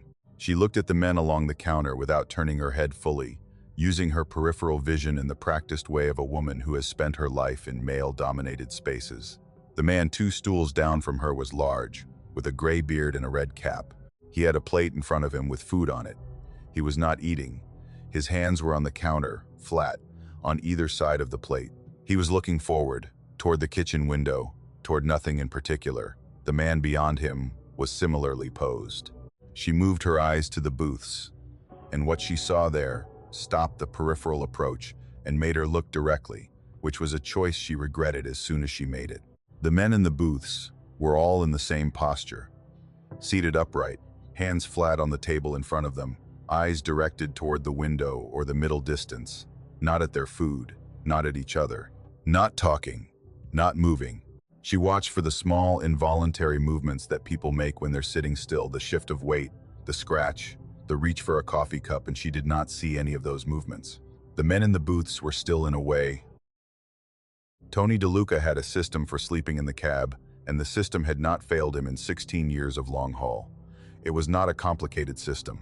It had 3 components: earplugs, a specific pillow he had bought at a Walmart in Flagstaff in 2009 and had never replaced despite his ex-wife's repeated suggestions that it had passed its natural lifespan, and a blackout curtain he had rigged behind the seats on a length of bungee cord that he could deploy in under a minute.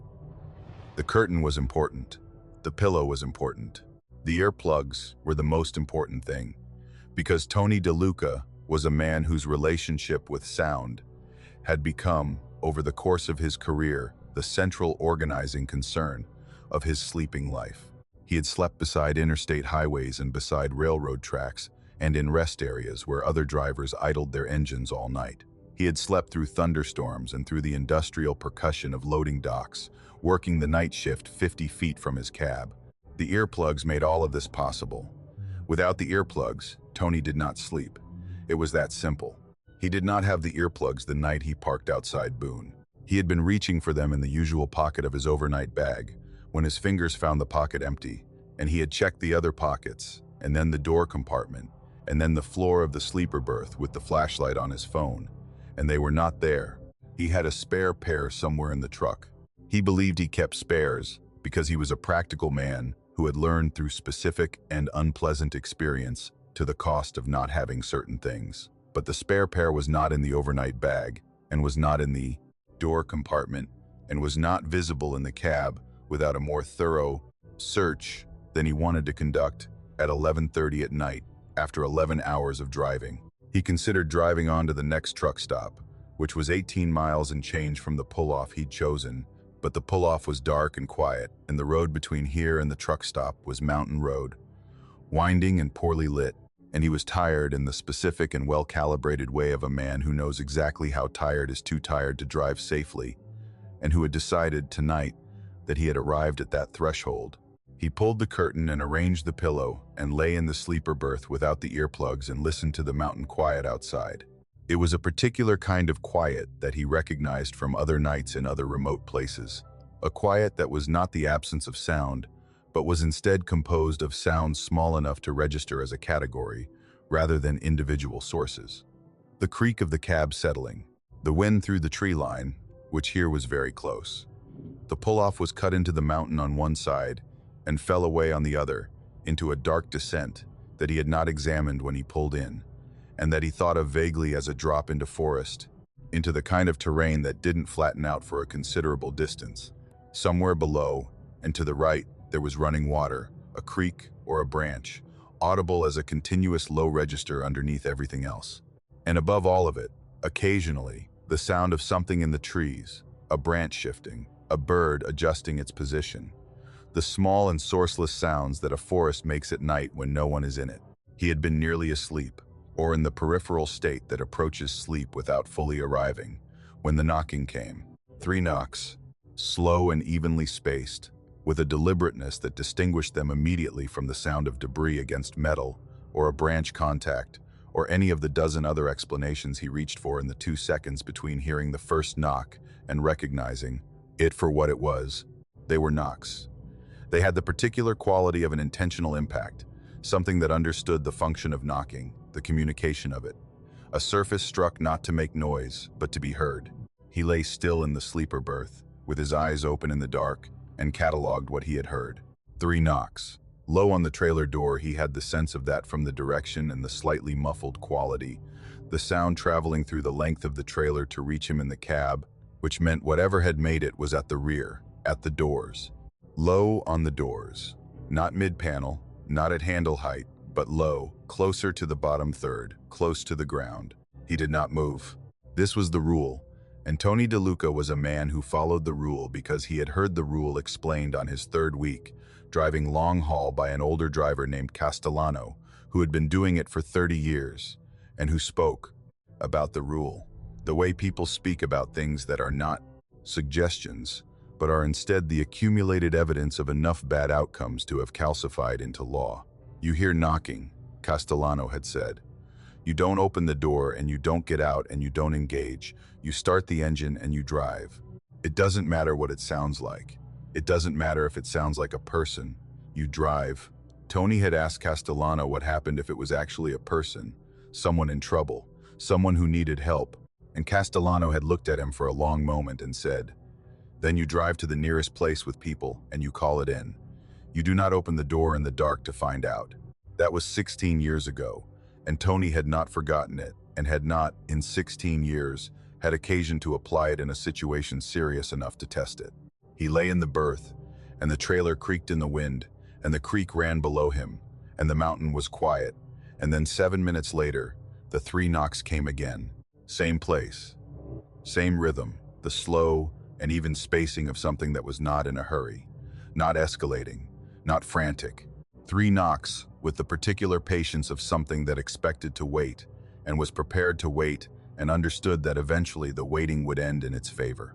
Tony had the thought, which he disliked and attempted to dismiss, that the rhythm was metronomic in a way that did not feel human. Human knocking, even deliberate human knocking, had variance in it, the natural micro-variation of a body moving through time, of muscle and bone conducting force through a surface, with the imprecision that living things bring to repetitive action. These 3 knocks had the quality of something exactly reproduced. The first and the second and the third arrived at intervals that felt identical in a way that made him aware, unpleasantly, that he was counting. He did not sleep. He lay in the berth, and he did not sleep, and every 7 minutes the 3 knocks came, and each time they came from the same place, at the same height on the trailer door, with the same rhythm, and he lay and counted, and the creek ran below him, and the mountain forest breathed around the truck, and the time went forward, in the particular way that time goes forward when you are awake, in the dark, being very still. He checked his phone, and it was 12:47. He checked it again, and it was 1:15. He checked it again, and it was 1:53, and the knocking had come 9 times, by his count, 36 knocks total, and he had not moved from the berth. He thought about starting the engine and driving, and felt the counterpressure of his tiredness, which had not diminished despite the absence of sleep, and the mountain road in the dark, and the drop on the right side of the pull-off. And he made the calculation that Castellano's rule had a secondary logic to it, which was that driving tired on mountain roads at 2 in the morning was its own category of danger. He kept still, and the knocking kept coming. At some point between 2 and 3 in the morning, he became aware that he was not just afraid, which he had admitted to himself early in the process, but was specifically afraid of the regularity. A sound that was erratic could be tolerated. The mind adjusts to erratic sounds, categorizes them as environmental, files them in the drawer of things that happen without intent, and therefore cannot pursue you. But the regularity was a different kind of sound entirely. The regularity implied that whatever was making the noise was tracking time, was aware of intervals, was repeating a behavior with the kind of consistency that required either mechanical production or something like intention. He could not stop being aware of this. He tried not to think about it in exactly those terms, and found that the effort of not thinking about it in those terms was itself a way of thinking about it in those terms. He thought about his phone. He had Signal, a single bar that came and went, and he thought about calling someone and then thought about what he would say. He thought about calling 911 and saying there is knocking on my trailer, and I am afraid, and imagined the response to this and did not make the call. He thought about calling his dispatcher, a woman named Andrea who was good at her job and direct in a way he appreciated. But it was after 2 in the morning and Andrea was not on the nightline, and the nightline was a rotating coverage that he did not have a personal relationship with. He thought about calling his brother in Concord and decided against it because his brother had 3 kids and because he could not, when he tried to construct the conversation in his head, get past the first sentence without it sounding like something he would be embarrassed by in the daylight. He lay in the berth and did not call anyone, and the knocking came every 7 minutes, and he checked his phone and it was 3:41. He thought about the height. He kept returning to the height of the knocking, the low placement of it, the sense he had of the sound originating in the bottom third of the door. A person standing at the trailer door and knocking would knock at some version of mid-height, at whatever level their arm naturally fell. A tall person would knock higher, a shorter person lower, but the range of variation for an adult was relatively constrained by the physics of a standing body. The knocking was low, low enough that he had formed a mental image, which he did not want and could not dismiss, of something that was not standing upright, something crouching or very small. He tried to think about children, and the idea of a child in the woods at 3 in the morning outside Boone, North Carolina, knocked against it from every angle and could not make it cohere into anything comforting. A lost child was a possibility he would normally feel obligation toward. A lost child knocking every 7 minutes for 2 hours with metronomic precision in a dark pull-off on a mountain road in the middle of the night was a different thing from a lost child, and he did not know exactly what it was. That was the problem. That was the center of the problem. That the thing he could not name was what frightened him most. At 4:17, he made a decision. Not the decision to open the door and not the decision to get out of the cab, but the decision to move, to climb from the berth to the cab seat, and to start the engine, and to have his hand on the gear shift and his foot near the clutch, so that he was in a position to drive if the driving was what was needed. This felt like a compromise between Castellano's rule and the accumulated pressure of the last few hours, a partial compliance that preserved the option of movement. He climbed from the berth into the front seat, and the cab was dark around him, and he could see through the windshield the pull-off ahead of him, the gravel surface going forward to the road, and in the driver's side mirror, the dark air beside the trailer, and nothing else. He sat in the driver's seat with his keys in his hand. The knocking came. 4:24 by the clock on the dash. 3 knocks, same place, same rhythm, same patience. Tony sat with his keys in his hand and breathed and looked at the dash display, which showed him, among other things, the icon that accessed his exterior camera system. He had the camera system installed 2 years ago after a loading dock incident, in which a dock worker had walked behind his trailer at the wrong moment, and in which the near miss had made him permanently want to know what was behind him. 4 cameras, 1 on each corner of the trailer, the feeds accessible from the cab display, and also from an app on his phone.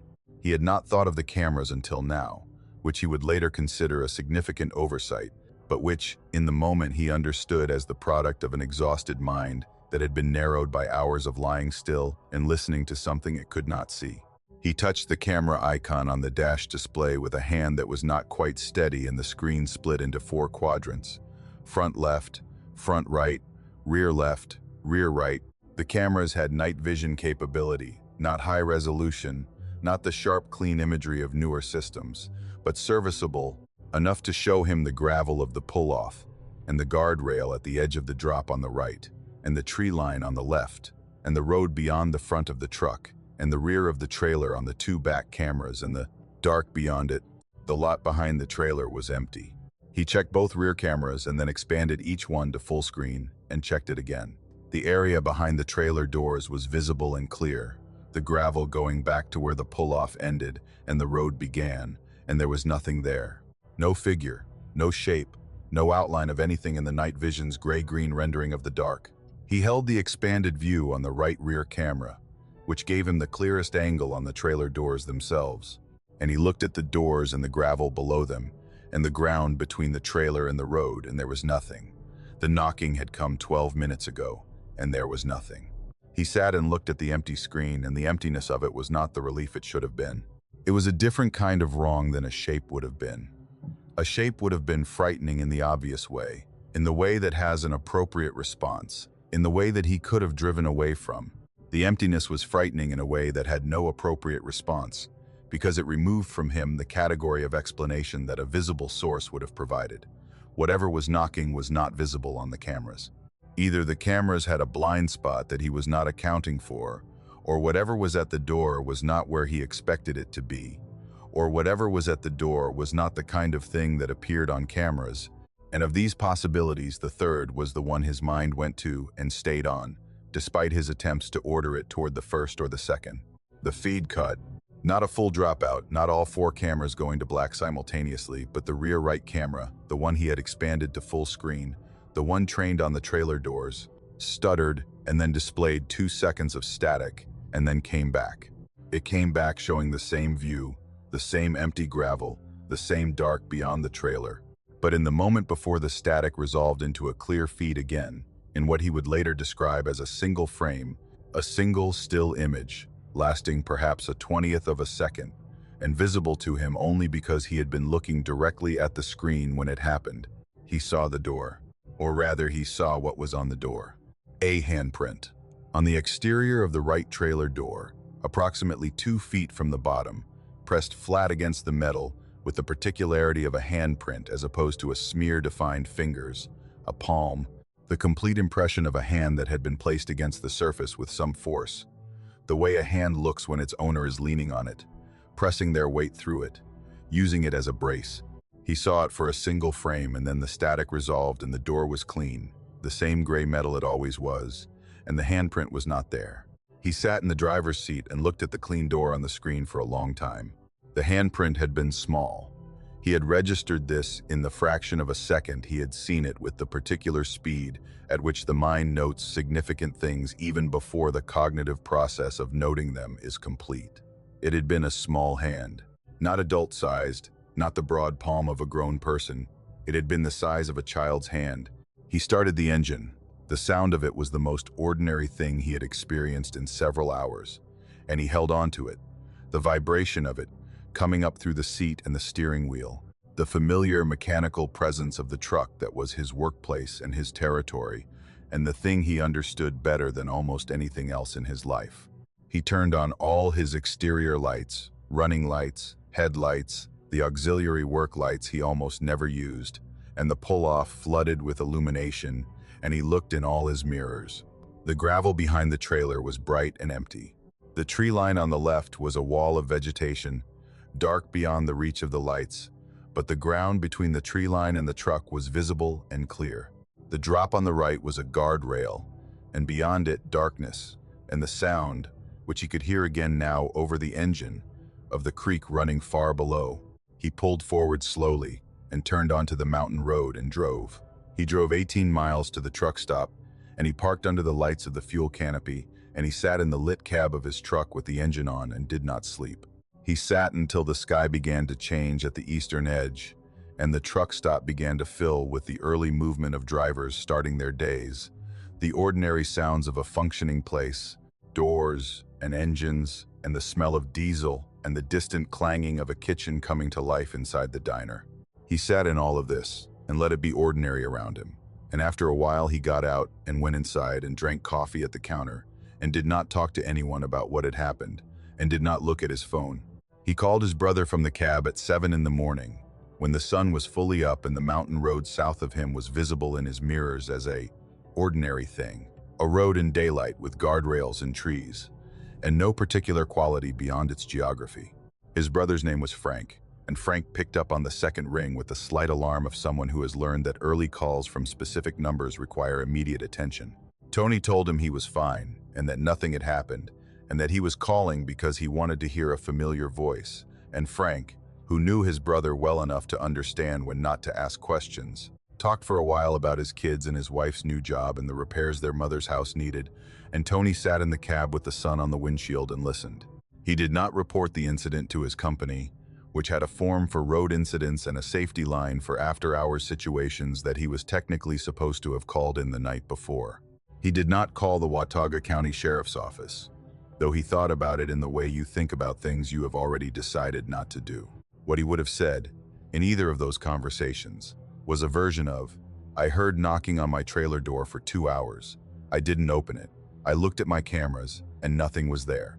I saw something on the door for 1 frame before the feed went to static. I drove away." In the daylight, to an official, this was a story about a driver who was spooked by something he couldn't identify, and who made the correct decision by the measure of the protocol, which was to not engage and to drive. That was the whole of the reportable story.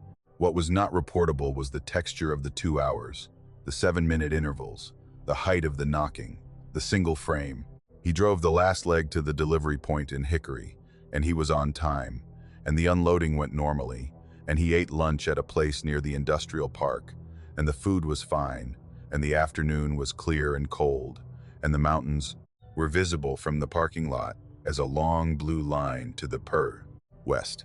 He looked at them while he ate and thought about the pull-off somewhere in that line, the gravel lot, and the guardrail, and the drop, and the creek running below. He thought about the handprint. He thought about the specificity of it, the way it had been visible as a handprint and not as something ambiguous. The way a handprint is always specific in a way that few impressions are, because it carries the record of a particular body's particular configuration of finger and palm and pressure, a thing that could in theory be matched to the body that made it. He thought about the 2 feet from the bottom of the door, which on a trailer of standard height put it at a level consistent with someone who was low, kneeling, or crouching, bracing against the door from outside with all their weight. He tried to think about what someone would be doing on the outside of a trailer door at that height with their hand pressed flat against the metal and their weight behind it. He tried to think about this from the outside, from the posture of the thing at the door rather than the posture of the thing inside the cab, and the exercise produced in him a feeling he did not have a word for, a feeling that was adjacent to grief, to the specific grief of a thing you cannot help that you know needs help. And he stopped the exercise because it was not productive, and because it made the food difficult, and because the mountains were very blue, and the afternoon was clear, and he had another 600 miles before his next stop, and he was going to need all of his attention for the road. He bought 2 packs of earplugs at the register on his way out. He put 1 pack in the overnight bag and the other in the door compartment, and he checked both compartments twice before he got back on the highway. He was not going to be without them again. That was something he could control. The system had 3 components, and all 3 components needed to be in place, and he was going to make sure of that. Going forward, with the particular rigor of a man who has discovered the cost of a gap in a system he had trusted for 16 years. He merged onto the interstate and the mountains moved into his mirrors and diminished as he drove east, and then they were gone, and there was the Piedmont, flat and open, spreading ahead of him in the afternoon light. And he drove. He drove with both hands on the wheel and the radio on low, and the miles accumulating on the odometer in the reliable way of miles, the only truly reliable unit he had ever found, the one thing about the road that always delivered exactly what it measured. He drove, and the light changed, and the sky went to the particular orange of a November late afternoon, and then to gray, and then to dark, and the highway lights came on, and Tony DeLuca drove through the lit corridor of the interstate with the earplugs in his jacket pocket and the cameras recording on all 4 corners, and the road going forward in the way it always had and always would. And he did not think about what had a hand that small, and what it had wanted, pressing its whole weight against a door in the dark, on a mountain, knocking every 7 minutes, with the patience of something that had decided to wait, and wait, and wait for as long as the waiting took. He almost managed it, not thinking about it, he almost managed that. Sandra Okafor had been driving long haul for 11 years, and in that time she had developed a precise and unsentimental understanding of rest stops, which was that they were neither restful nor a destination, but were instead a necessary interruption, a place you went because your body required something your cab could not provide, and the faster you completed the transaction, the better.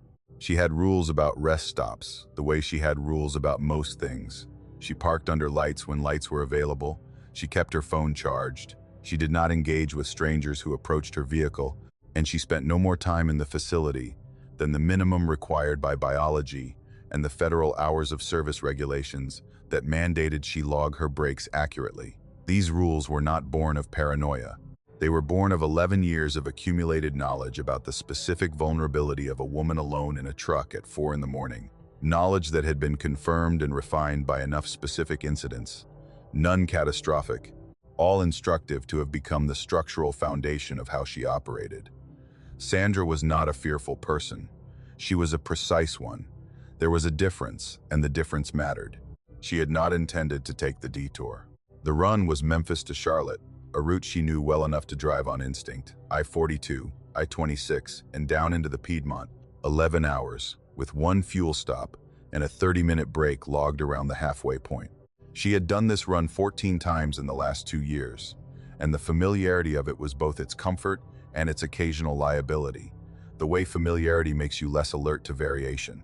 The construction on I-26 had been signaled a quarter-mile out, orange drums and a reduced speed board and a highway patrol unit parked on the shoulder with its lights going, and the detour had been clearly marked, a state road running parallel to the interstate for 6 miles before rejoining. She had taken it without significant deliberation, the decision made and executed in the time it took to signal and brake and follow the drum line, and she had noted the time 3:17 and had given the detour no further thought because the road was clear and moving and the construction zone was behind her. The rest stop appeared at 3:50, a standard interstate facility, lit by the tall pole lights that gave rest stop parking lots their particular quality of illumination, a flat and shadowless light that made everything look simultaneously too visible and oddly colorless. She pulled in because she had been on the road since 11, and her lower back had reached the threshold of complaint that she had learned to take seriously, and because she had 20 miles left to the state line and the body required what the body required. She parked in the trucker section, second row, under a working light pole, away from the single other vehicle in the lot, a pickup truck parked near the facility building with no one visible inside it. She went to the facility and used the bathroom and washed her hands and was back in the cab in 8 minutes, which was a time she knew exactly because she logged it. And she put the logbook away and reached for her water bottle, and that was when she became aware of a man standing at her driver's side door. He had not been there when she returned from the facility. She was certain of this. The way she was certain of things she had trained herself to be certain about. She did a visual sweep of her immediate environment every time she approached her truck in a parking situation. Driver side, passenger side, the area behind the cab, the space under the trailer. It was a habit so thoroughly automatic that it did not feel like a habit any longer. It was simply what looking was. He had not been there. He was there now, standing with his shoulder against the door, arms crossed, in the posture of someone who had been there for a while and was comfortable with waiting. He was white, somewhere between 50 and 60, medium height, wearing a canvas jacket and dark pants and boots that had accumulated the kind of dirt that comes from being outside, in varied terrain, rather than the dirt of a work site. He had a face she registered quickly and then found difficult to fully detail afterward, a face that had the quality of being generically male in a way that resisted specific description, no particularly notable feature, no scar or unusual proportion, nothing to catch the eye and hold it. He was looking up at her window with an expression she could not read from above, and she did not lower the window to get a better look. She watched him through the glass. He was not moving. After a moment, he raised one hand and made a small gesture. Not a wave exactly, more of an acknowledgement. The gesture of someone greeting a person they were expecting. She did not respond to this. She had her phone in her hand already, the physical habit of a woman who knows that a phone in hand is a different thing from a phone in a pocket, and she held it and looked at the man and waited to see what he would do. He spoke. She could not hear him through the closed window, but she could see his mouth moving, and she cracked the window 3 inches, not more, and said, "I'm not interested in whatever you're selling." He smiled. It was a smile she would spend a significant amount of time afterward attempting to classify and never managing to place in a satisfying category. It was not threatening, not in the way that certain smiles are threatening, the smiles that are really a display of intent wearing the mask of pleasantness. It was not warm. It was not the social smile of someone attempting to establish rapport. It was the smile, she finally concluded after many attempts to describe it, of someone who knew something that you did not, and who found the gap between your knowledge and theirs privately amusing, and who was in no hurry to close the gap. It had the quality of patience in it, of certainty.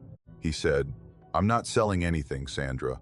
She had not told him her name. She had not told him her name because she had not spoken to him before this moment, had not spoken to anyone in the rest stop facility, had gone in and come out without exchanging words with any person. Her name was not visible on the truck, which bore her company's livery and a unit number but no personal identification.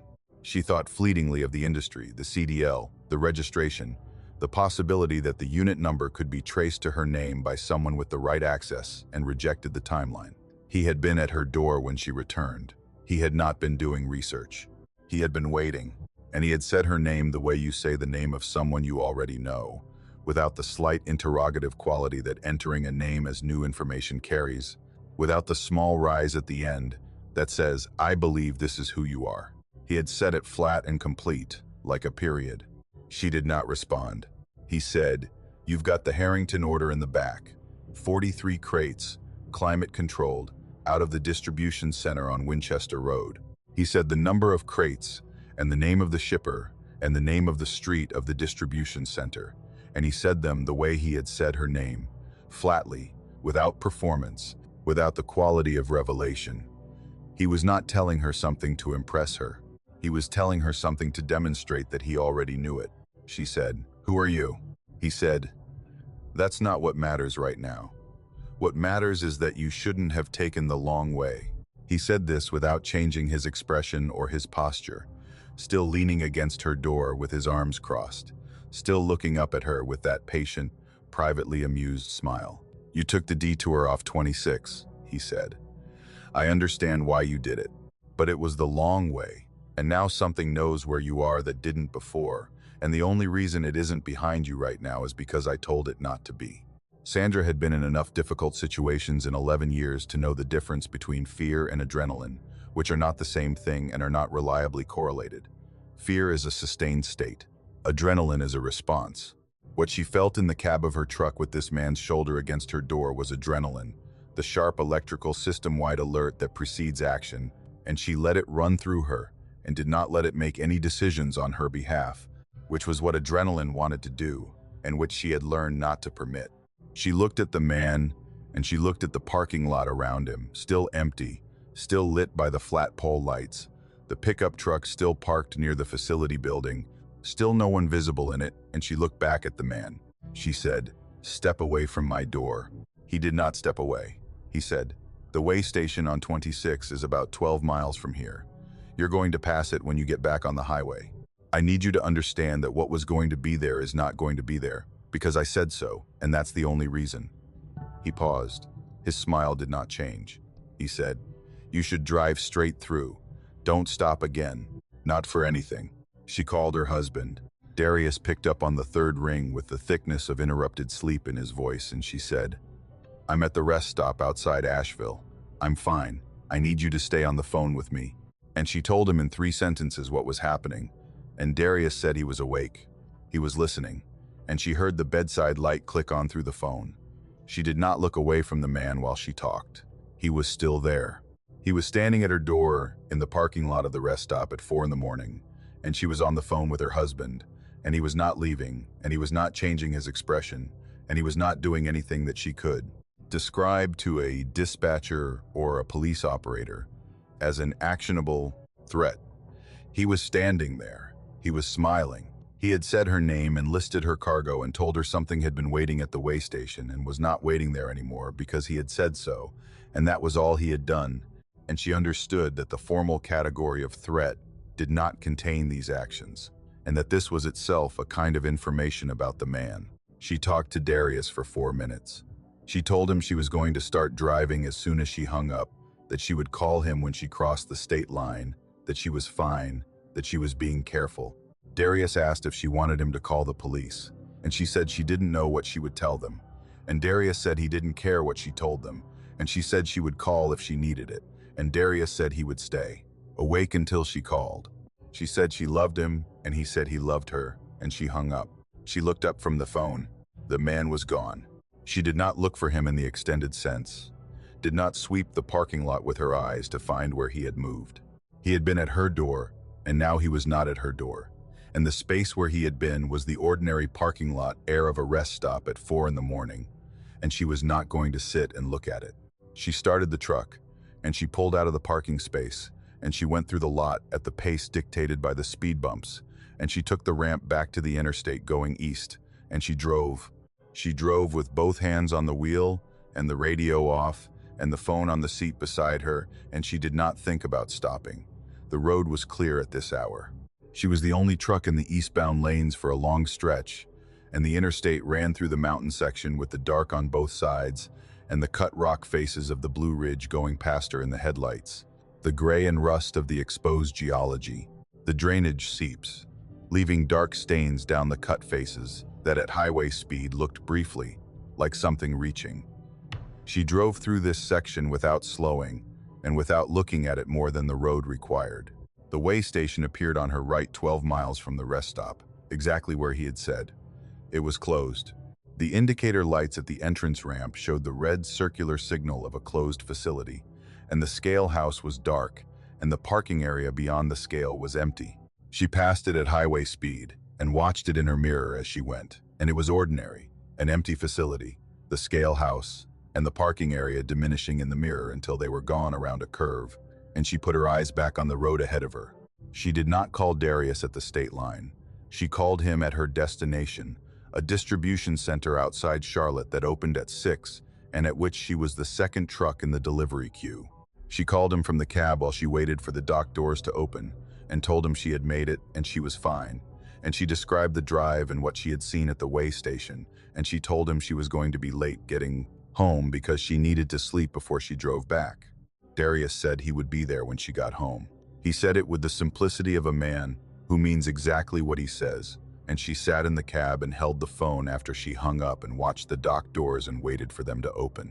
The dock manager, a heavyset man named Reeves, who wore a company vest and a lot of keys on a carabiner, came to her window to check her paperwork before she backed in, and while he was looking at the manifest, he said, with the absent tone of someone making standard pre-unload conversation, "Looks like something got to your trailer."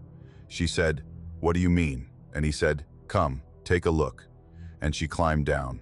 The gouges ran the full length of the trailer on the driver's side. She walked from the cab to the rear doors and looked at them the whole length of the walk, long, parallel lines scored into the metal of the trailer's side panel, 3 of them, running in an unbroken stroke from just behind the cab to the corner of the rear door frame. They were deep, not scratches, gouges, deep enough to have curled the aluminum slightly at the upper edge of each line, the way metal looks when something has moved through it with force and speed, rather than with a back-and-forth motion. The lines were parallel and evenly spaced, approximately 2 inches apart, and they were consistent in depth and width along their full length, which was to say that whatever had made them had maintained the same pressure and the same speed across 40 feet of trailer while traveling. It appeared, in the same direction the truck had been traveling, which was forward. She tried to think of what could do this at highway speed and stay parallel across the full length of the trailer, and she did not arrive at a satisfying answer. Road debris, even significant road debris, did not behave this way. Debris contact was localized, concentrated at a point, not drawn in 3 even lines across 40 feet. A tree branch of sufficient size would have left an irregular mark, a mark that deepened and lightened with the branch's own flexion, not a mark of consistent depth. The lines were consistent. They were even and consistent, and they ran the full length of the vehicle, and they had not been there when she left the distribution center in Memphis, because she had done her walk-around before departure the way she always did her. Walk-around, systematically and completely, Reeves said. You get that looked at before your next run. She said she would. She said it in the voice she used when she was receiving information that she was not yet ready to process. The functional voice, the voice of tasks and next steps. Reeves went back into the dock office. Sandra walked back along the trailer and looked at the lines from close range, and then from a step back, and then she put her hand flat against the metal beside the uppermost of the 3 lines and felt the temperature of the aluminum, which was cold in the December morning in the way that metal outdoors is cold. And she looked at the raised edge where the gouge had curled the metal, and she did not touch that. She thought about what the man had said. Something was waiting for her at the way station. The only reason it wasn't following her right now was because he told it not to. She thought about the sequence of these statements and what they implied about the ordering of events, what it meant for something to have been told not to follow her and to have apparently complied with that instruction, and what it meant that the instruction had been necessary, and who or what issued instructions to things that made marks like this at highway speed across 40 feet of trailer aluminum. She filed an incident report with her company, which had a standard form for vehicle damage of unknown origin, and which the safety manager processed without visible surprise, noting the damage and scheduling a repair, and asking her to submit the form before her next dispatch. She described the damage accurately and described the prior night accurately, including the man at the rest stop and his statements, and the safety manager listened and said he was glad she hadn't gotten out of the cab and that she had done everything right. He said the damage was likely road debris, some kind of structural piece from another vehicle, though he acknowledged when she pressed him that the pattern was unusual. He did not say unusual in a way that invited further discussion. He said it in a way that closed the subject, and she allowed it to close because she understood that there was no form, no safety protocol, no incident report category that had a field for what the man had told her at the rest stop, or for what it apparently agreed to stop following her, and then had run its fingers down the side of her truck anyway. Whether as a final statement or as a demonstration of what it had restrained itself from, was not something she could determine. She slept in the lot of a hotel near the distribution center for 6 hours. A dead and dreamless sleep that she understood was her body enforcing its own priorities over her mind's continued processing of the night. She woke at noon and ate at a diner across the road and drank 2 cups of coffee and sat with the window beside her, showing the parking lot and the highway beyond it and the ordinary midday activity of a commercial stretch on the outskirts of a city, trucks and cars and delivery vehicles and the particular rhythm of commerce, the unremarkable movement of goods from one place to another along roads that were, in the daylight, just roads. She called her sister that evening. Her sister's name was Mora, and she lived in Durham, and she was a woman of strong practical intelligence and no particular patience for embellishment, and Sandra trusted her the way you trust someone who has known you long enough to hear what you're actually saying under what you're saying. She told Amara the whole thing, the detour, the rest stop, the man, the way station, the gouges. Amara listened without interrupting, which was unusual for Amara. And when Sandra finished, there was a pause, and Amara said, "Who was he? Not what was he? Not what did he want? Who was he?" Sandra said she didn't know. Amara said, "But he helped you." Sandra said it seemed like he had. Amara said, "You don't know that he wasn't the one who arranged the whole thing." Sandra had considered this, and had not resolved it, and said so. Amara said she didn't like it. Sandra said she didn't either. They talked about other things for a while and then said goodnight. She drove back to Memphis the next morning on I-40, the northern route, adding 2 hours to the trip by avoiding I-26 entirely. She did not tell herself she was avoiding I-26. She told herself the routing made better sense given traffic patterns at that time of day, and while this was not true, it was a functional thing to tell herself, and she told herself without argument. She drove I-40 through the mountains and out into the western part of the state, and down into the flat approach to Memphis as the afternoon light went to the horizontal gold of winter sun, and the city appeared ahead of her, and she drove toward it, and the familiar geometry of the last hour of a run settled around her, the particular comfort of approaching a known destination. She looked at the driver's side mirror periodically, as she always did, checking her left side clearance, monitoring what was behind her. The road was the road, cars and trucks and the white broken line and the mile markers accumulating in the right direction. She looked at the mirror, and it showed her what was behind her, and nothing else. And she was grateful for this in a way she would not have been before the night before last. In the way you become grateful for ordinary things that confirm their ordinariness after a period in which the ordinary has not been reliable. The repair shop patched the trailer over 3 days while she took a local run, and then a short overnight. And when she picked the trailer back up, the side panel was smooth, and she could see, only if she was looking for it, the slight variation in color where the new aluminum had been matched to the old. She ran her hand along the repair on the morning she picked it up. She ran it along the full length of the patch, feeling the seam at each edge where old met new, and she thought about the parallel lines that had been there, their depth and evenness, and the 40 feet of their length, and she took her hand off the metal and went around to the cab and climbed in and did her pre-departure check. She took I-26 on the next Charlotte run. She did not decide to take it in advance. She simply drove the most efficient route when the day came, and the most efficient route was I-26, and she drove it. She passed the closed way station on a clear afternoon with the sun at the correct angle and the mountains visible in blue to the west, and the facility was just a facility, scale house and ramp and empty parking area, unremarkable in every detail. She passed it at the posted speed and watched it in her mirror, with the flat attention she gave to things she was done with, and drove on east toward Charlotte, and the light was good, and the road was clear, and the trailer behind her was unmarked. She drove the same route 5 more times in the following months. Each time she passed the rest stop outside Asheville, she noted it and looked at the parking lot and noted what was there. Other trucks, a few cars, the pole lights doing their flat work, the facility building, and each time the lot held nothing that required her attention, and she drove on. She did not stop there again. She had not made a formal decision not to stop there.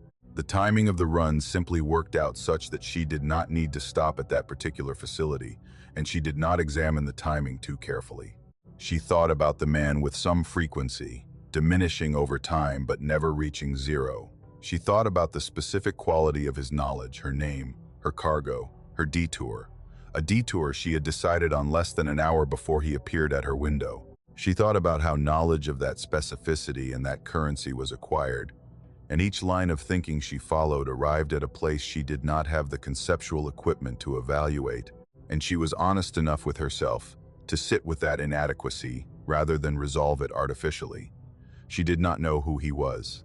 She did not know what the way station had held, or what had agreed to stop following her, or what had run its fingers down the side of her trailer in the dark while she drove at highway speed through the mountains.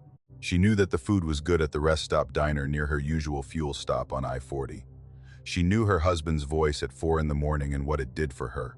She knew the truck, its responses and its needs, and the specific way it handled on mountain roads. She knew the route. She had driven it enough times now that the knowing was bodily, was not in her head but in her hands and her foot on the pedal, and the small corrections she made without awareness to keep the truck in the lane on curves. She drove the route, and she logged the miles, and she ran the calendar forward toward retirement, which was 9 years out if the pension worked as projected.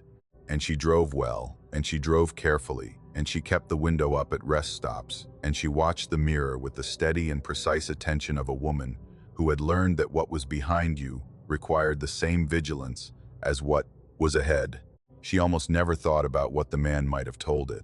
In whatever conversation preceded her arrival at the rest stop, in whatever exchange occurs between a man who leans against truck doors in the small hours and things that wait at way stations, she almost never thought about what he might have said to make it stop, and whether what he said was permanent, and whether permanence was a concept that applied to arrangements of that kind.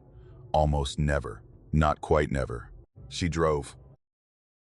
Grady Simmons had been driving the Southern Appalachian route since 1983, and he had a relationship with those roads that was closer to the relationship you have with a person than the relationship you have with a place.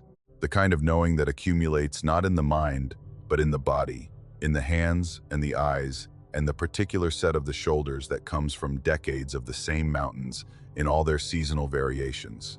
He knew where the frost came early on the shaded curves, and where the summer heat made mirages of the asphalt in August, and where the deer crossed in October, and where the fog settled in the low sections and stayed past noon.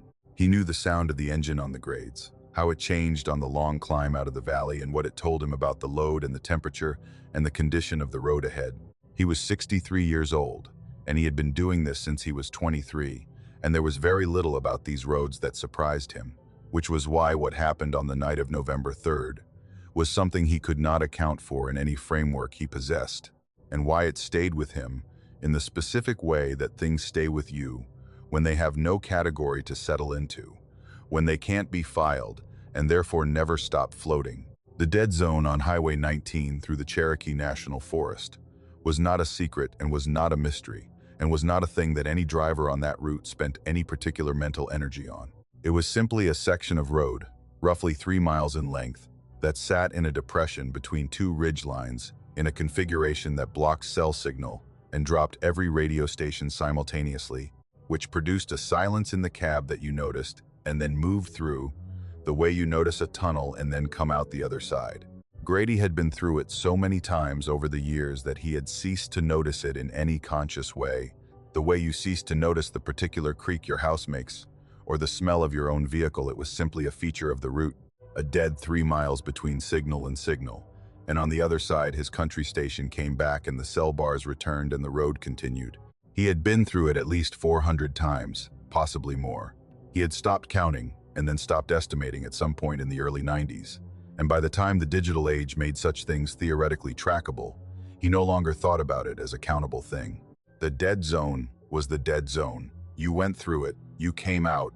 On the night of November 3rd, he had been running a standard load from Knoxville to Murphy.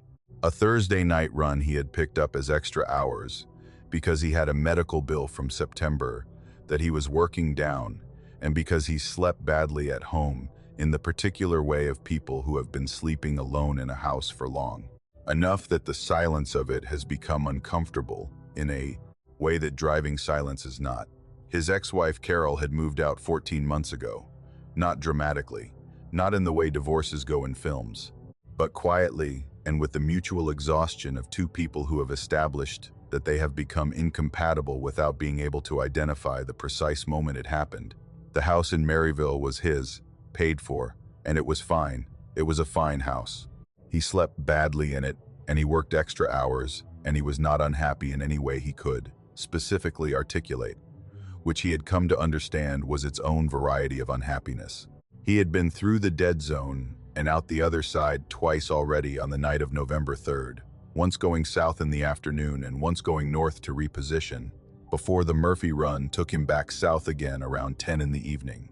The night was clear and cold, a November mountain night, with stars visible where the canopy opened above the road, and he had the heater running and the country station at medium volume, and he was making good time. The load was unremarkable, building materials, heavy and stable, and the truck handled well. He was not tired. He had eaten dinner in a pull-off with a thermos of coffee and a sandwich. Carol, the thinking of her name, still had a slight catch in it, a small internal hesitation that he expected would eventually stop that he had made himself, and he was alert and comfortable in the particular way of a man doing a job he is good at in conditions that are manageable. The dead zone began where it always began, at the base of the long curve between the two ridge lines, and the radio went to static and then to silence the way it always did, and Grady drove through the first mile of it without noticing in any conscious way that he was in it. He was thinking about the medical appointment he had on Friday morning, a follow-up to the results he'd gotten from the blood work in September, results that he had not shared with anyone, because the sharing of them would require conversations about what they might mean and what might come next, and he was not ready for those conversations and possibly would not be ready for some time. He was thinking about this in the vague and circular way he thought about most things he was not ready to address, not thinking toward it but around it, the way you walk around a piece of furniture that has been moved and is now in an unexpected location, navigating the space without confronting the change. The static came back. Not silence, and not the silence of a dead zone, and not the absence of signal, but something that was active, that had texture, that changed as he listened to it, and that, after approximately 30 seconds of his brain filing it under static, and then progressively pulling it out of that category, as it listened more carefully, resolved into something else. There were voices in it, under the static, or within it, or using it the way a river uses its bed. There were voices, and he turned up the volume with the reflex of a man trying to hear something better before he had fully processed what he was hearing.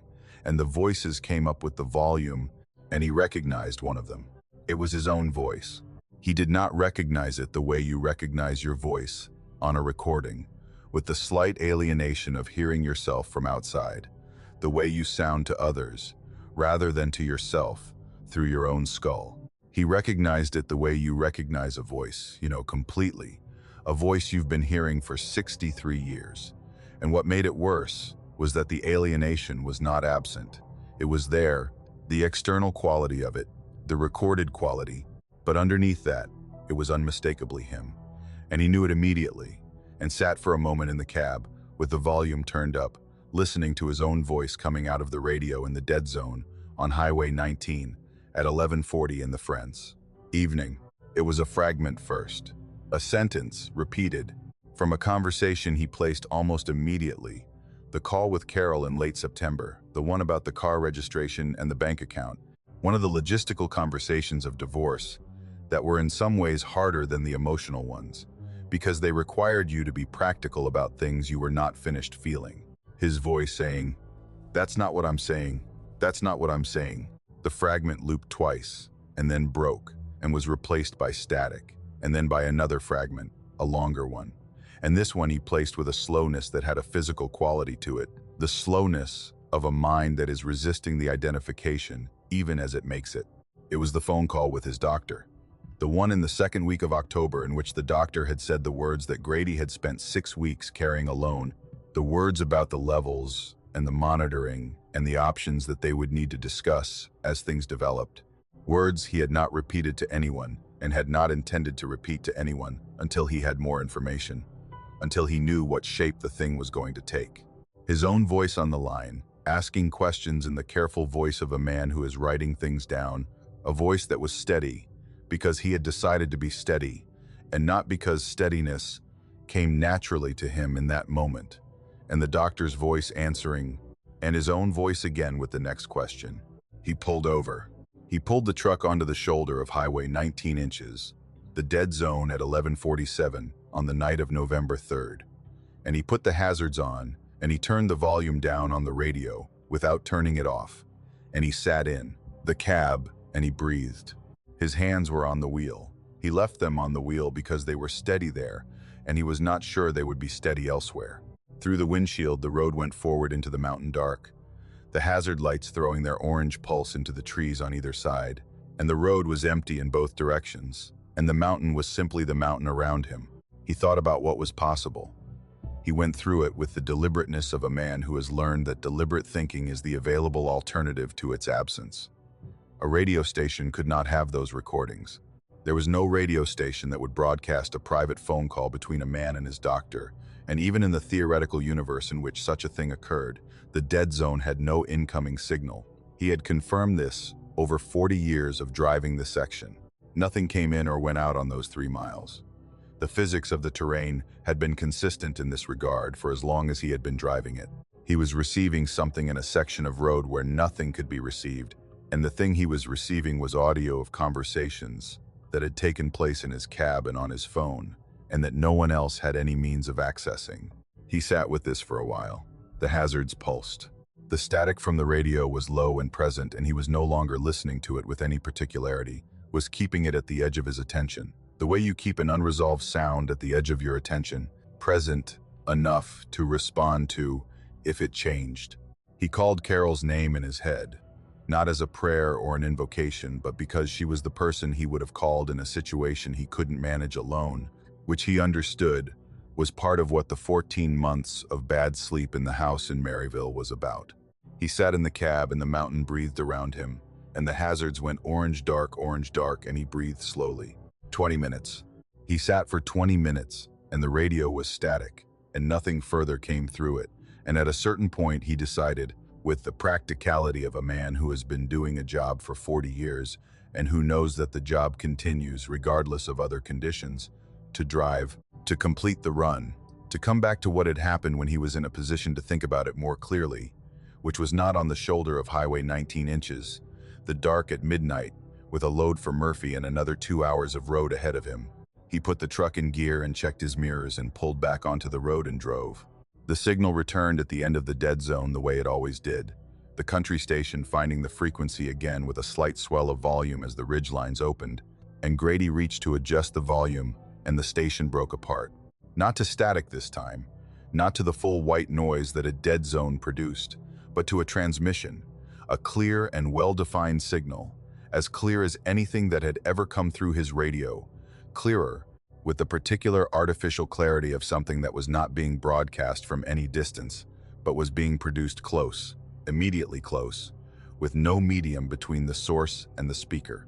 It was his voice, not a fragment, not a looped snippet, a complete sentence, delivered in a tone he did not recognize as his own, even as he recognized the voice completely, a tone that was lower than his speaking voice, slower, with a deliberateness that was not how he spoke, as though the words were being chosen one at a time from a list of available words and placed in sequence with great care. His voice said, "Look in the passenger seat." He looked. There was a piece of paper on the passenger seat, a piece of unlined paper, folded once, which had not been there when he had gotten into the truck in Knoxville, which had not been there during the run south or the repositioning north, which had not been there when he ate his dinner in the pull-off, and which had not been there, He was as certain as he could be about anything in the current state of his certainty when he had pulled over on the shoulder 20 minutes ago. He sat with it there for a moment before he touched it. He looked at the road ahead of him, and he looked at the paper, and he looked at the road again, and then he picked it up. It was hand-drawn, not printed, not copied, but drawn by hand with what appeared to be a pencil, the lines having the slight variation of pressure that comes from a hand moving across paper. It showed a section of road. It was oriented clearly enough that he could identify the road as Highway 19, the curve of it, the ridge lines indicated by hatching on either side, the section of it that corresponded to the dead zone. Off the road, at a point he estimated to be roughly where he had pulled over, a trail was indicated in a dotted line, going east into the terrain, into the hatched area of the ridge. The trail went for what the scale of the drawing suggested was some distance. He could not be precise without a reference point, but the dotted line was long relative to the road, which meant the trail went back some way into the forest. At the end of the dotted line there was a small X drawn with 2 strokes. Beside the X, in handwriting that he looked at for a long moment before he could process it fully, 2 words had been written. The handwriting was not his. He was certain of this because he knew his own handwriting, with the intimacy of someone who has filled out logbooks by hand for 40 years, and this was not it smaller, more regular, with a quality he could not define beyond the fact that it was not his. The 2 words were, "You're close." He drove to Murphy with the paper on the passenger seat and did not touch it again. He did not look at it while he drove. He was aware of it in the way you are aware of something you have decided not to look at, with the peripheral attention of an eye that knows where the thing is and is monitoring it without appearing to do so. He made the delivery, and he signed the paperwork, and he exchanged 4 sentences with the dock manager, and he drove back north on Highway 19 toward home. He drove through the dead zone without stopping, and without the radio producing anything but silence, and he came out the other side into the signal and drove on north, and did not stop until he was out of the mountain section. And in the signal, valley, and there were lights visible, and the road had the flat and ordinary quality of a road in inhabited country. And then he pulled into the lot of a 24-hour gas station and parked and sat for a while with the engine running and the paper on the seat beside him. He picked it up again and looked at it. The map was clear and consistent with the section of Highway 19 he knew, which meant it was not a generic map, was not something that could have been produced without specific knowledge of that specific road. The trail leaving the road at the dead zone, he tried to think of what he knew about the terrain on the east side of the road at that section. It was steep, he knew that. The kind of slope that was possible to walk but not casually, that required attention. It was forested heavily. There were no structures he knew of in that direction. No hunting camps or fire roads visible from the highway. Nothing that the section of road announced about itself. It was simply forest going up and away from the road into the ridge. He thought about what "you're close" meant. He was an intelligent man, and he thought about this from multiple angles, which was his habit with things he didn't understand. Close could mean close, in the spatial sense, that he was near something the map was indicating. Close could mean close in the temporal sense, that he was approaching something in time rather than in distance. Close could mean close in both senses simultaneously, that he was near and approaching what was at the X. Whatever was at the X, whatever had put the map on the passenger seat of his locked truck in the dead zone of Highway 19, and spoken in his voice from his radio, and played back his most private conversations into the mountain dark. He thought about all of these, and none of them produced anything that felt like clarity, and he folded the map and put it in the door compartment and drove home. He did not go back to that section for 6 days, which was how long it took him to run out of reasons not to, or rather to run out of the energy required to maintain reasons. He had told himself that he was going to think about it, and he had thought about it, and the thinking had not resolved anything, and at some point the thinking became a way of not doing anything, which he recognized as a pattern in his life that had costs he was familiar with. He went back on a clear afternoon, in his personal vehicle rather than the truck, on a day off, with his hiking boots and a flashlight, and his phone fully charged, and the map in his coat pocket. He parked on the shoulder at the section he had identified on the map, which corresponded to where he had pulled over on the night of November 3rd. He looked at the map and he looked at the tree line, and he found, more quickly than he expected, the opening in the vegetation that corresponded to the trail on the map. It was not marked, not blazed, not maintained in any way that he could identify. Not a hiking trail, not a fire road, not a game path particularly. But it was open enough to walk, and it went in the direction the map indicated, east and upward along the ridge face. He walked for 40 minutes. The slope was steep in sections, and the trail, if it was a trail, was narrow and required attention, required him to watch where he put his feet and to use the trees for balance on the steeper sections. The forest here was second-growth hardwood, mostly, with rhododendron in the understory that closed over the path in sections and required ducking. It was quiet in the way. Mountain forest in November is quiet, the leaves down and the bird traffic minimal, the wind moving the upper branches with a sound that was constant and directionless. He stopped twice to check the map, and both times the trail corresponded to the dotted line, and he was moving toward the X. He found the place the map indicated. It was a small clearing, or near clearing, where the tree canopy was thin enough that the sky was visible and the afternoon light came through in a diffuse and watery November way. The ground was different here. He noticed it before he consciously identified it. The soil had been worked. Not recently, not in the last season, but in the way of soil that has been turned and settled and grown over again, that has been disturbed, and then left long enough for the disturbance to become part of the landscape. There were 3 such areas, each roughly the size and shape of something that he stood and looked at for a while without saying to himself what he was thinking. He stood in the clearing, with the light coming through the thin canopy, and the map in his hand, and the mountain quiet around him, and he thought about a conversation he'd had with his doctor, about timelines and about monitoring and about what happens if the levels continue in the direction they had been going. He thought about Carol saying his name in the way she had said it at the end of the call about the car registration, with the slight softness that came through even the logistical conversations. The softness that meant whatever had ended between them had not ended entirely for her either. He thought about 40 years on these roads, and what 40 years of a thing accumulates to, and what it means when you can no longer clearly imagine the thing that comes after it. He thought about the handwriting on the map. You're close. He looked at the 3 worked areas of soil, and he thought about close and what it modified, what noun it sat beside, and he could not make it mean only one thing, and he was not sure he wanted to. He took photographs with his phone.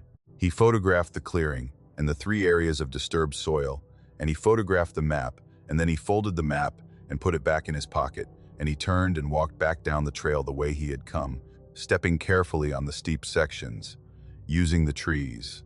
He came out onto the shoulder of Highway 19 as the light was thinning toward the early dark of a November afternoon, and he got in his car and drove north toward Maryville.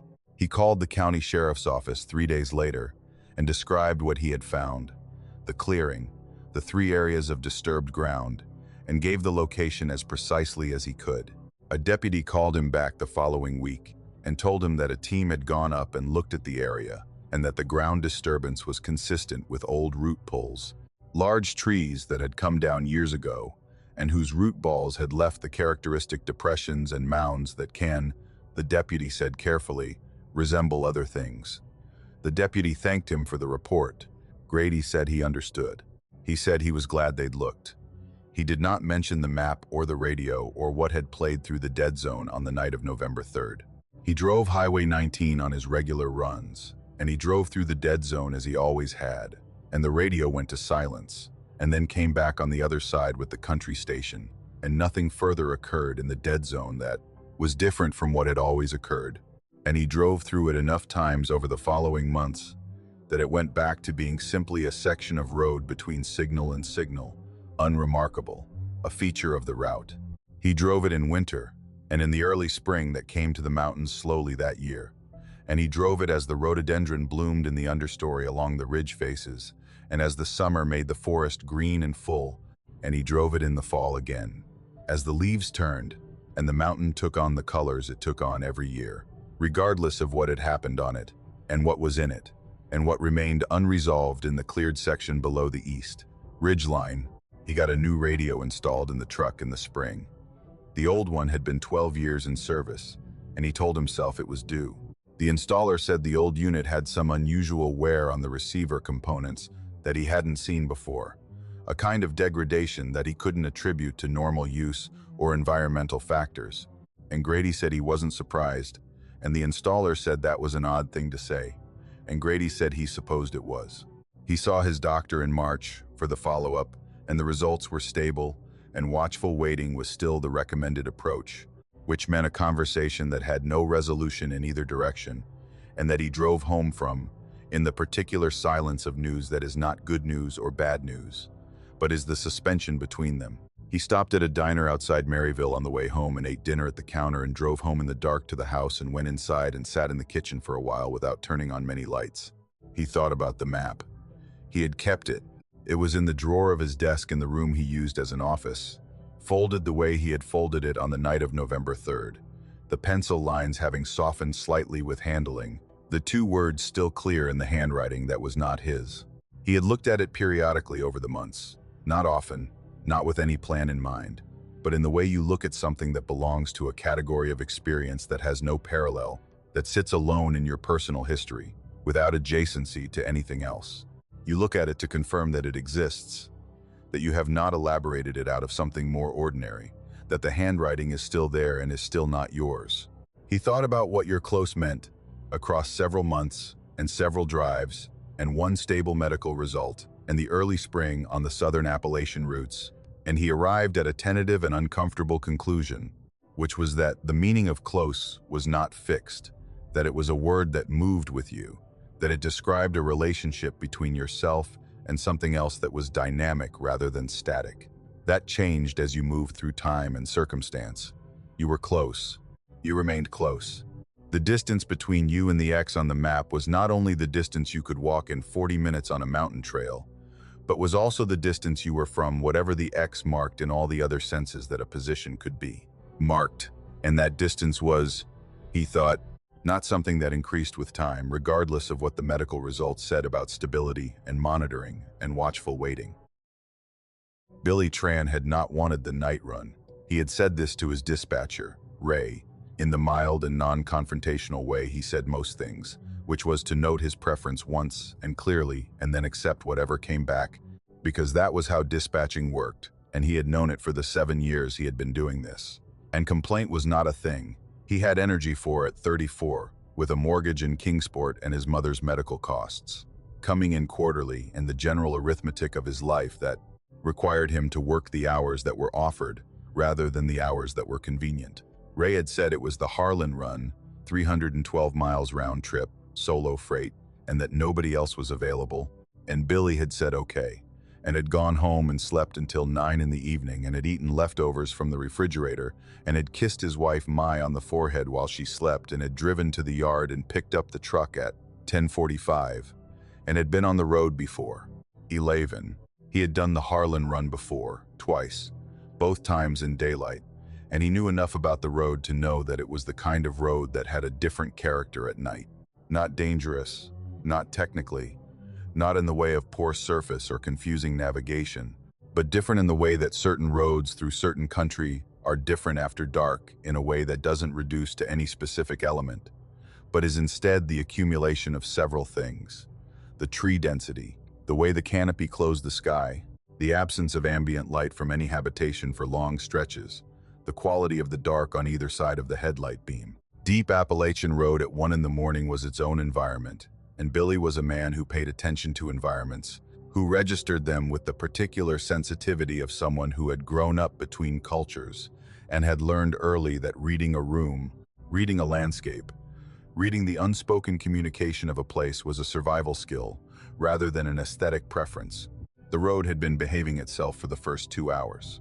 He was carrying machine parts, heavy and palleted and loaded by the yard crew before he arrived, and the truck handled the grade well and the road was mostly his. And he had the radio tuned to a classic rock station out of Middlesboro that came and went with the terrain. And when it went, he drove in the quiet, which he didn't mind. He had a podcast downloaded on his phone, but he hadn't started it. Sometimes the quiet was what he wanted, not the absence of sound, but the reduction of input. The road and the engine and his own thinking, which at this hour and in this landscape took on the particular quality of thinking that happens when no one is asking anything of you. Thinking that wasn't solving anything or planning anything, but was just the mind moving through itself, the way water moves through a familiar channel. He checked his mirrors with the regularity of a driver who has been trained to check them and has checked them enough times that the checking is unconscious, has become simply part of the visual rhythm of driving, a sweep that happens at intervals too automatic to measure. Left mirror, road ahead. Right mirror, instruments, road ahead. He had been doing this cycle for 2 hours. At approximately 1 in the morning, on a section of the route he identified later, when he tried to be precise about it, as somewhere between the Letcher County line and the first turn toward the hollow, he checked the right passenger mirror and registered something that his brain attempted to file under a normal category and could not. There was a figure alongside the truck, not in a vehicle, not on a bicycle, on foot, running, positioned just beyond the shoulder of the road, at the edge of where the shoulder met the tree line, and the figure was keeping pace with the truck, which was traveling at 65 miles an hour, which was the speed that the figure was therefore also traveling, on foot, in the dark, on the rough ground at the edge of the tree line, where the road's shoulder crumbled into whatever was beyond it. Billy looked at the mirror for a long moment without changing anything about the way he was driving, the way you look at something that you're not sure you're seeing, and for which the appropriate response has not yet been determined. The figure was there. It was dark, which meant its details were reduced by the distance and the angle of the mirror and the quality of light, which was only what spilled off the rear marker lights of the trailer. Not much, not the kind of light that resolved detail. He could see it as a shape, upright and moving, and the motion of it was wrong, in the way that the motion of something moving at the wrong speed for what it is wrong. A running person at 65 miles an hour. There was no form that took on a human shape and moved at 65 miles an hour under its own power, and his mind presented him with this fact, flatly, without drama, the way a diagnostics display presents an error code. He pressed the accelerator. The truck climbed to 70, which on this road in this section was faster than he would normally push it, and he watched the right mirror and the figure climbed with him. Not with the quality of a figure that was struggling to maintain pace, not with the lean and strain of maximum effort, but with the same quality it had had at 65, the same upright and even motion, as though the speed were irrelevant, as though speed were not a constraint it recognized. Billy watched this and felt something move through him that was not the adrenaline he would have expected, but was instead a kind of deep bodily stillness.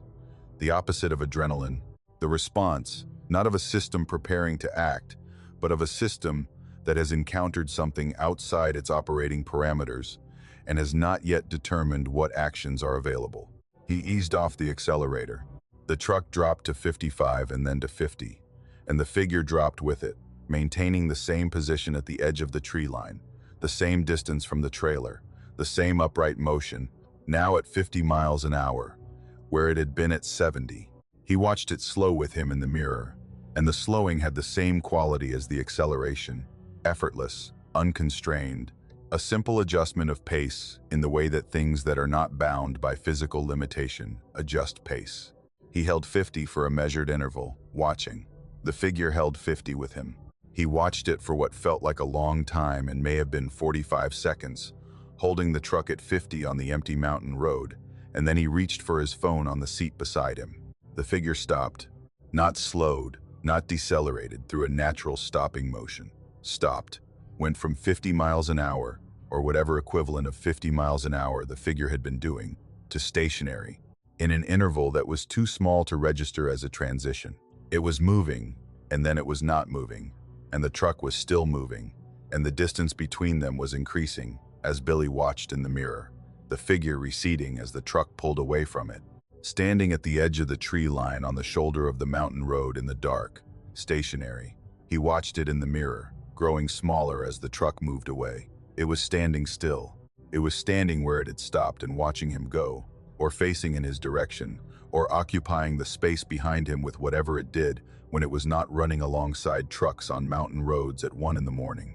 And then it stepped behind the truck, not into the road, not laterally, but directly behind, directly into the line of the trailer, into the space immediately behind the rear doors, and disappeared. Not disappeared in the sense of going around a corner or into the trees. Disappeared in the sense of being there and then not being there. The space behind the truck becoming the ordinary, empty space behind a truck on a road, nothing there. The asphalt and the center line and the dark beyond the reach of the trailer's lights and nothing else. Billy drove. He drove at 65, which was the speed he had been doing before he had checked the mirror, because the speed of before was the speed of a normal situation, and he was attempting, with some part of his operational self, to reinstall the normal situation, to drive as though the mirror showed what mirrors were supposed to show, and not what this mirror had shown for the last several minutes. He drove, and he did not check the right mirror again for some time. He checked the left mirror, which showed the road behind him going back into the dark and nothing else, and he checked the instruments and the road ahead, and he drove. The intersection appeared 4 miles up, at the junction of the state road with a county route that had a gas station on one corner that was closed at this hour but whose lights were on, the canopy lights of the fuel station, throwing a wide and flat illumination across the intersection, and the shoulders on all 4 sides. And Billy turned into the lot and stopped and put the truck in park and sat. He sat with his hands in his lap and looked through the windshield at the lit canopy and the empty pumps and the closed station building, and he breathed. The breathing required some attention. It had gotten faster than he preferred, and he brought it back with the deliberateness of a man who has learned that breath is the thing you can control when other things are not controllable. A lesson he had learned in a different context in a different part of his life, and which had transferred, he found, across a wide range of situations. He breathed, and the lot was lit, and the truck engine ran, and the road behind him was empty, as far as he could see, which in this light was a reasonable distance. He got out. He did this with the same deliberateness with which he had breathed, made the decision to get out and executed it before the decision could be reconsidered, because there were things he needed to look at, and the looking could only be done from outside the cab. He climbed down and went around the front of the truck, and he looked at both sides of the road in the direction he had come from, which was dark and empty and showed him nothing. He walked to the rear of the trailer, and he stood at the rear doors, and he looked at the road behind the truck, and he looked at the shoulders, and he looked at the tree line, which here, at the intersection, he was set back from the road far enough that the lights reached the first several yards of it, and showed him the ordinary texture of forest edge, brush, and scrub, and the lower trunks of the hardwoods going back into the dark. There was nothing there. He looked at the rear doors, at the metal of them, at the lower portions where they met the road clearance, and he looked at the undercarriage of the trailer, and he crouched down with his phone's flashlight, because looking at the undercarriage required light, and he swept the beam across the frame and the axle and the components he could see. And he stopped. Wedged against the housing of the rear axle, caught in the angle between the axle and a section of the frame, was a child's shoe, a single shoe, small, sized for a young child, muddy in the way of something that had been in wet ground and had accumulated a particular clay-based mud of the kind the Appalachian soils produced, dark and dense, the kind that clung rather than flaked. It was a sneaker, or had been. The style was not current, or not obviously current, though he was not an expert in children's footwear and could not date it precisely. It was wedged firmly enough against the axle housing that it would have required some force to place it there, or that whatever had placed it there had done so with enough deliberateness to push it into the angle rather than simply drop it. He looked at it for a long time. His flashlight held steady on it, the mud and the small shape of it, and the way it sat against the axle housing in the dark underneath the trailer of his truck on a mountain road at 1:15 in the morning. He thought about picking it up. He thought about this and rejected it, not with any articulable reason, but with the simple and complete certainty that he was not going to touch it, that touching it was not available to him in any way he could make acceptable, and the certainty was so clean and so total that it required no deliberation. He left it on the pavement where he could not see it. He stood up, and the undercarriage was above him, and the shoe was in the dark under there, and that was where it was, and he was not going to think about it further. He drove through the rest of the night without stopping. He made the delivery in Harlan at 2:45, and the dock was staffed by a single man who checked the load and had him sign and did not make conversation, and Billy did not make conversation, and he pulled out of the dock, and friending the dock, drove north on US 119 toward home, and he drove without the radio, and without the podcast, and in the quiet of the cab in the mountain dark going north. He thought about what was in his mirrors before he checked them, and he checked them anyway, because you have to check them, because the not checking is its own danger, and the mirrors showed him the road going back the way he had come, and nothing else, and he drove. He posted to the Facebook group at 6 in the morning, sitting in his truck in the yard in Kingsport with the engine off, because he was not ready to go home yet, and was not ready to sleep, and was not ready to be inside a house where someone who loved him would ask how the run had gone, and he would have to decide what to say. The group was called Appalachian Haulers Real Talk, and had several hundred members, and had been the place where he had, over the years, gotten useful information about scales and speed traps and construction, and the informal collective knowledge that the trucking community accumulated through sheer shared mileage. He had not previously posted anything personal. He posted what had happened in the order it had happened, plainly, without embellishment, because embellishment was not his style, and because he thought that what had happened was sufficient without it. He described the figure, and the speed, and the stopping, and the stepping behind the truck and the shoe under the axle. He posted it and put the phone face down on the seat and sat in the truck in the yard in the early morning. He checked it an hour later. There were 22 responses. He read them in order.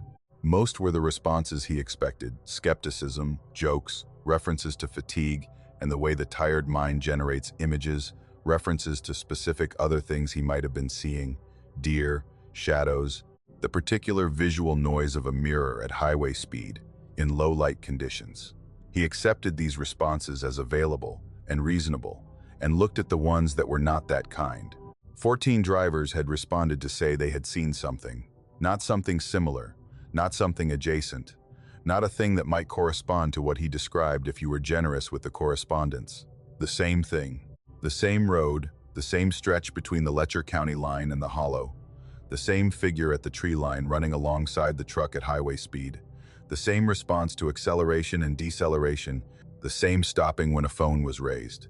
12 of the 14 had seen it in the last 2 years. 2 of them had seen it in the last 3 months.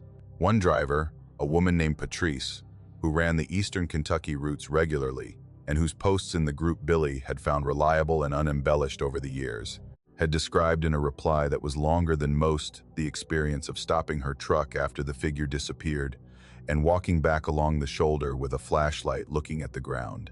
She had found, she wrote, the impressions in the soft shoulder that you would expect from something running. The impressions were there. They were not in the regular pattern you would expect from a running person, not the alternating and forward-pitched impressions of a full running stride, but were instead in a pattern she could not describe accurately. Enough to make clear, a pattern she said she had photographed and then deleted the photographs of, because looking at them afterward was something she found she couldn't do. None of the 14 had an explanation. Billy sat in the yard and read the thread, and then put the phone in his jacket pocket and got out of the truck and walked to his car and drove home. The morning was gray and cold, the kind of November morning that promised nothing in terms of weather, that was simply gray and still and without quality beyond the fact of being the end of a night that had contained what it had contained. He drove through Kingsport on streets that were beginning to carry the first traffic of the working day, delivery trucks and early commuters and a school bus making its first stop, the ordinary machinery of a morning in a small city, and he drove through it and found it comforting in the flat and impersonal way of ordinary things that are simply occurring without reference to anything he had experienced in the last 8 hours. He parked in his driveway and sat for a moment before going in. His house was a small vinyl-sided house on a street of similar houses, and it was lit in one window, which was the kitchen window, which meant Mai was up and making coffee or making breakfast, and the lit window was the most specific comfort available to him at that moment, and he looked at it for a while before getting out of the car. He told Mai a partial version, which was the version he had decided on during the drive home. He told her there had been something strange on the road, that he had seen something he couldn't explain, that other drivers had seen it too. He told her about the Facebook group and the 14 responses, and she listened the way she listened to things he brought home from the road, with the particular quality of attention of someone who has learned that the road produces experiences that don't reduce to the language of ordinary life, and who has chosen to receive those experiences without requiring them to be resolved. She gave him coffee, and they sat at the kitchen table, and she did not ask him to explain further, and he did not explain further. And after a while she asked about the delivery, and he told her it had gone fine, and they talked about other things. and he drank the coffee, and the morning moved forward. He slept until late afternoon, and when he woke, he lay in the bed for a while in the gray light of the room, with the curtains drawn, and he thought about the figure. He thought about what it meant that 12 drivers had seen the same thing on the same road in 2 years, and that none of them had an explanation. And he thought about what explanation would even look like in this case, what form it would take, what it would need to account for. A human figure running at highway speed in the dark at the edge of the tree line on a mountain road in eastern Kentucky, stopping when a phone was raised, stepping behind a truck and disappearing. He thought about each of these elements, and the categories they belonged to, and the categories they didn't belong to, and he arrived at no conclusion except the conclusion that explanation was not available, which was not the same as conclusion, but had to serve in its place. He thought about the shoe.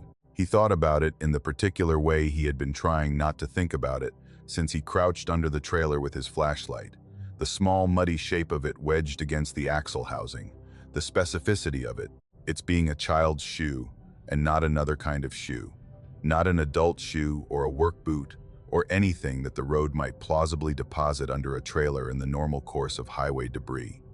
A child's shoe. He thought about the mud on it, the clay-based mountain mud, and he thought about where that mud came from, which was ground rather than road, ground that had been wet in the particular way of ground, rather than the way of a road surface after rain.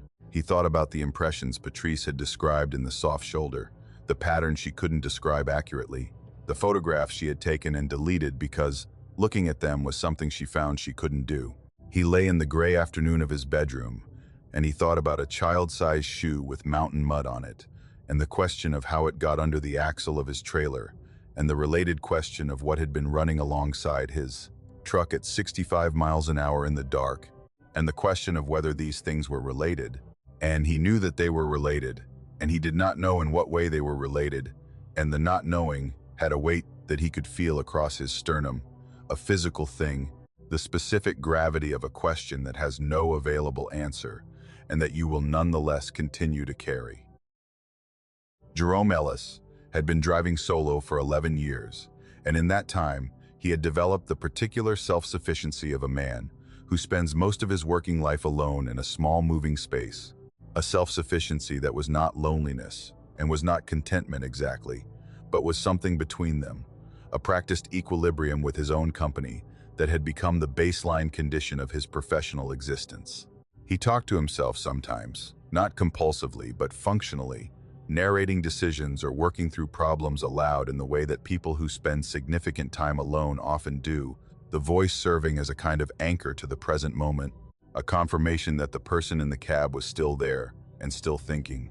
He had opinions about rest stops and fuel stations and the particular quality of coffee in different regions, and he had no one to share these opinions with during the runs, and so he held them privately and occasionally expressed them to the windshield. He was comfortable with this. He was a man who had arrived at comfort with himself through a process he had not chosen but had navigated, a divorce in his early 30s and a period after it that he did not revisit often, and that had ended, eventually, in the particular stability of a life that was small and reliable in his. He drove, and he came home, and he took care of his dog, and he called his sister on Sundays. This was his life, and it fit him well enough. The run was Asheville to Louisville, a standard freight haul, machine components palleted and strapped and loaded by the yard crew before he arrived at the terminal on a Wednesday morning in late October. He had done the Asheville to Louisville run a number of times on variations of the route, and the version he took on that Wednesday was the mountain route, the one that went north through the Blue Ridge and into the eastern Tennessee Valley, before climbing again into the Cumberland Plateau and crossing into Kentucky above Jellicoe. It was a longer route by miles, but not always by time, depending on the traffic through Knoxville, and on a Wednesday with a morning start, he judged it the better option and took it. The weather was good for the first 3 hours, the October sky clear, and the mountains doing what the October mountains do, which is to look like a version of themselves that is truer than any other seasonal version, the leaves at full turn, and the ridgelines defined against the sky, in a way that makes the landscape legible in its structure, in a way that summer's fullness conceals. He had been on the road for 6 hours when he stopped for fuel. The station was on the edge of a small town in the mountain section of the route. one of those towns that exists at the junction of a state highway and a county road, and that has a gas station and a dollar store and a diner, and not much else arranged around the junction in the particular configuration of a place that grew up around the road, rather than the road growing up around. The station had a canopy and 4 pumps, and a small attached convenience store, and there was one other vehicle at the pumps when Jerome pulled in, a pickup truck that pulled out while he was positioning the rig. He climbed down and swiped his card and began fueling, and went into the store for coffee and a bottle of water, and came back out and stood at the pump in the mild late afternoon air and drank the coffee while the tank filled. The attendant came out, not something that happened often at self-serve stations, but this station had an attendant who was also apparently responsible for lot maintenance, because the young man came out with a trash bag and began servicing the waste bins at the pump islands, and he worked his way around to Jerome's island and emptied the bin, and then paused on his way back and said, "Does your passenger need anything?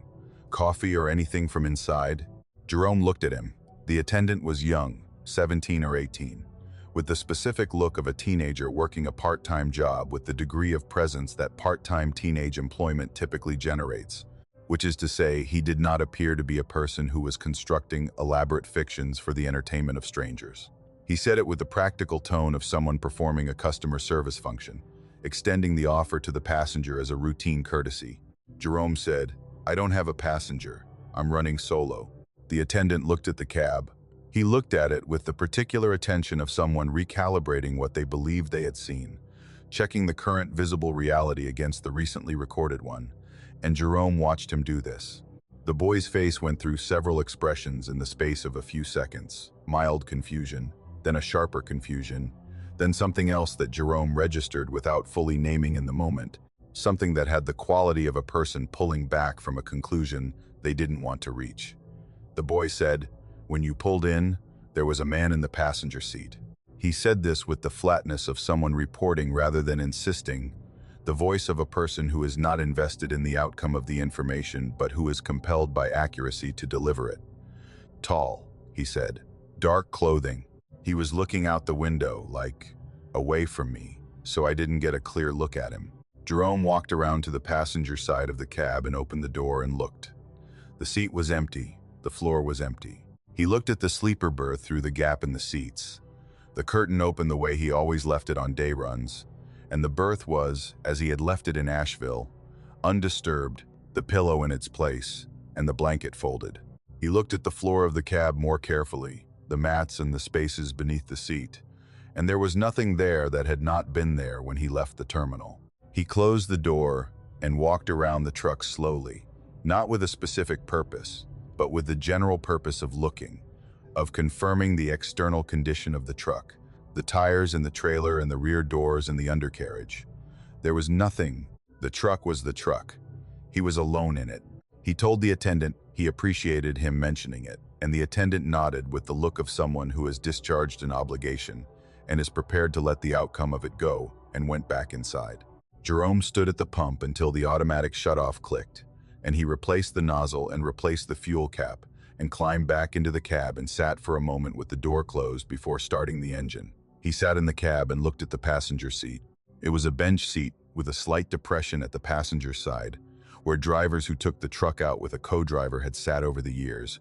The compressed foam of a seat that had held weight in that position enough times to remember it, and the depression was unremarkable, and had been there as long as Jerome had been running this truck.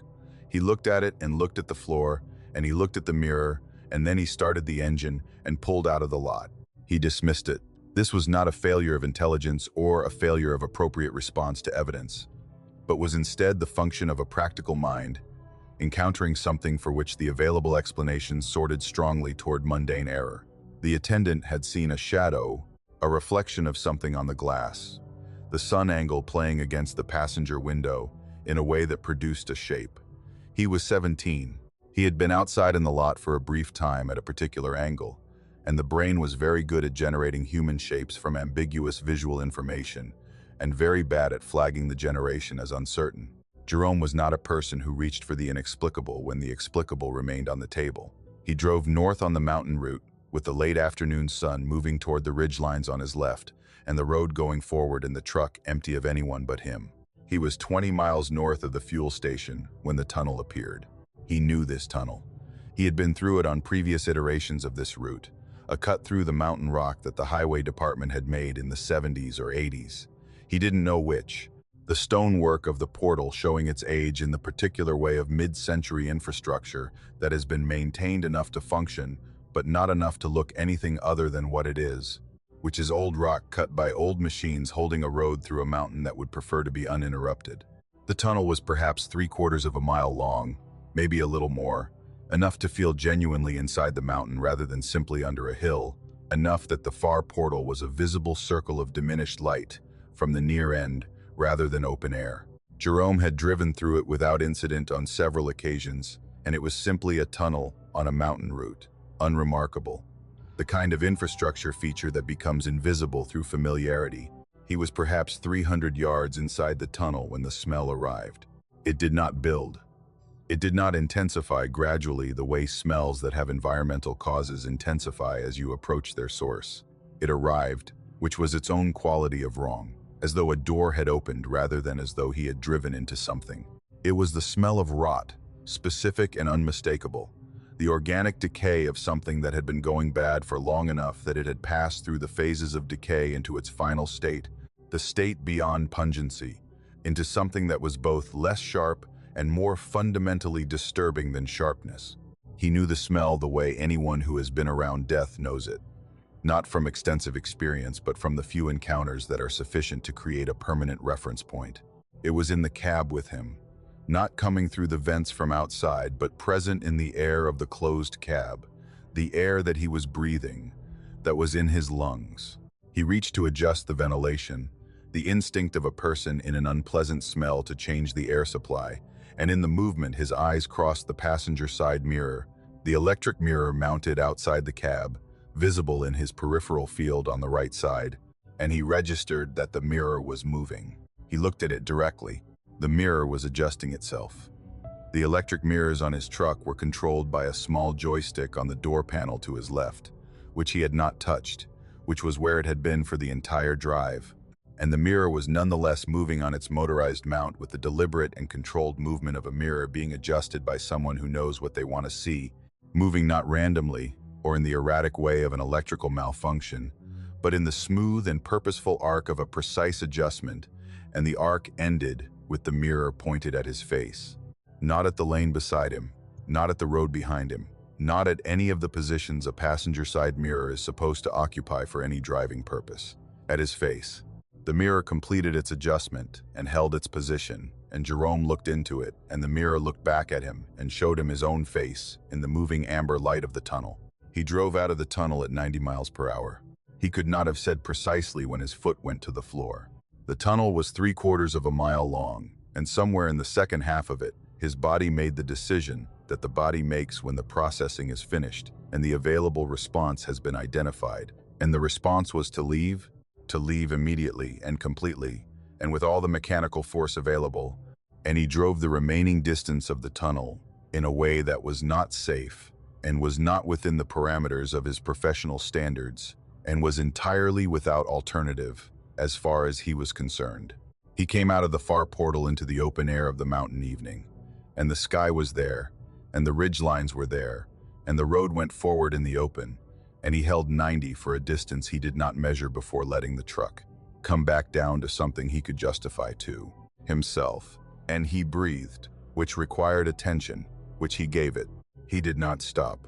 He drove north and out of the mountain section and into the plateau and across the Kentucky line, and he drove until he reached the terminal outside Louisville at 11:17 at night, and he backed into the dock and shut down the cross engine and sat in the dark cab for some time before signing off on the log and calling the dispatcher to confirm delivery.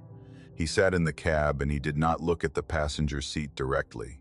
He was aware of it in the way he had been aware of it since the tunnel, in the peripheral and monitoring way of a person who has decided not to look at something while remaining aware of exactly where it is. And the seat was empty, and he was alone in the cab, and these things were true, and he held on to them.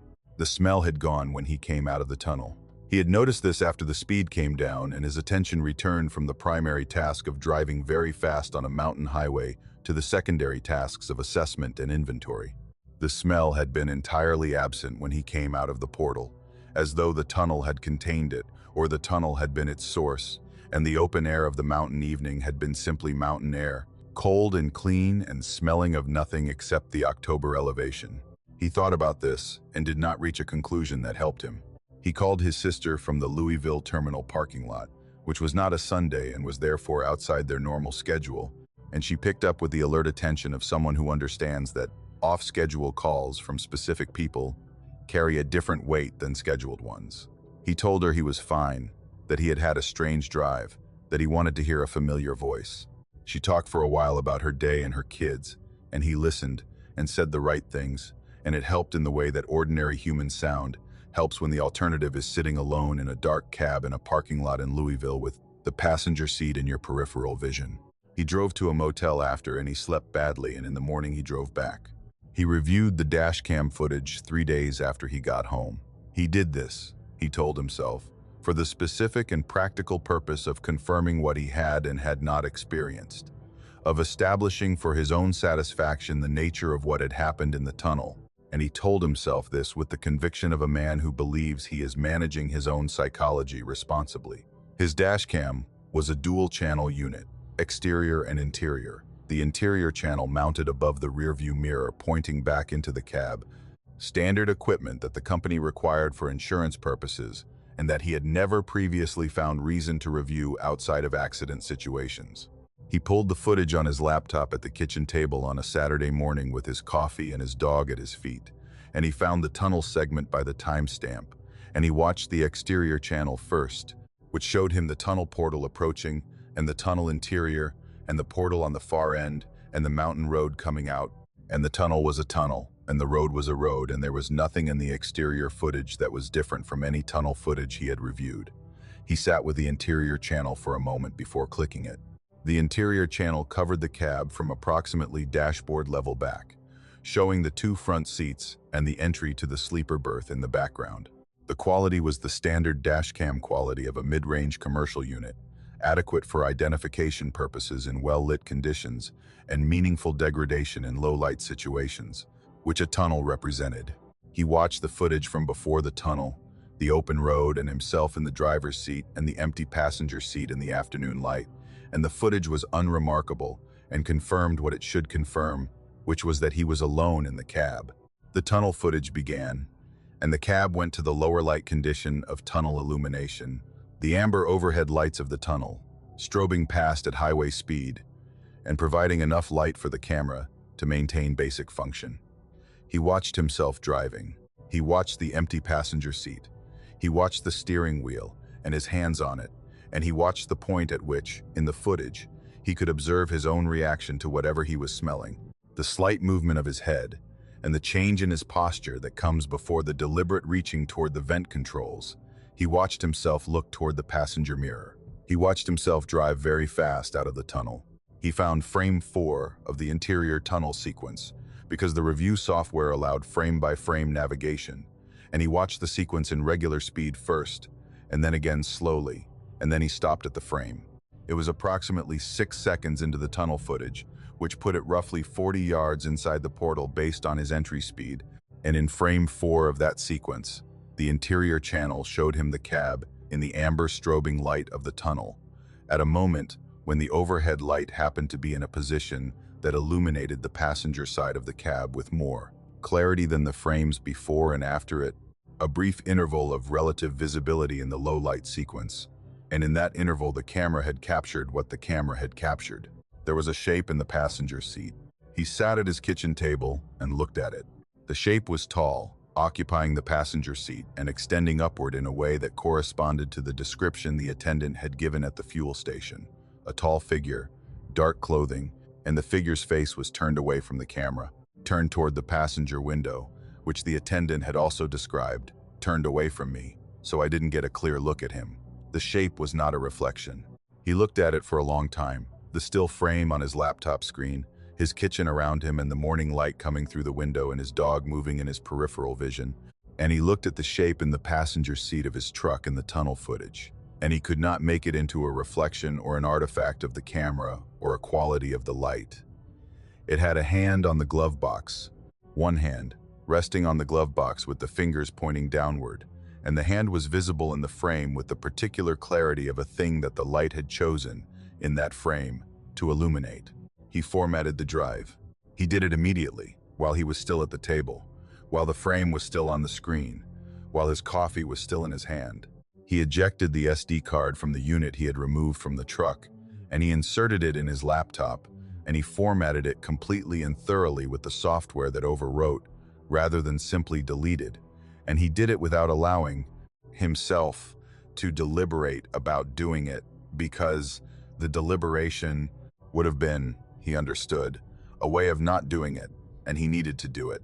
He needed the frame to not exist in any location where he could return to it, because the returning to it was something he could feel the pull of already. The pull of looking again, of examining, of extracting more detail from a thing that did not need more detail extracted from it, that had already given him everything it was going to give him and everything it was necessary to receive. He put the SD card back in the unit, and he put the unit on the shelf where it lived, and he went back to the table and drank the rest of his coffee and sat with the dog, who had put his head on Jerome's knee, with the particular telepathy that dogs have for when the person needs the head on the knee. Jerome put his hand on the dog's head, and they sat in the kitchen in the morning light, and he thought about the attendant at the fuel station, and the smell in the tunnel, and the mirror adjusting itself in the slow arc of something that knew where it wanted to point, and the frame 4 of the interior tunnel footage, and the hand on the glove box.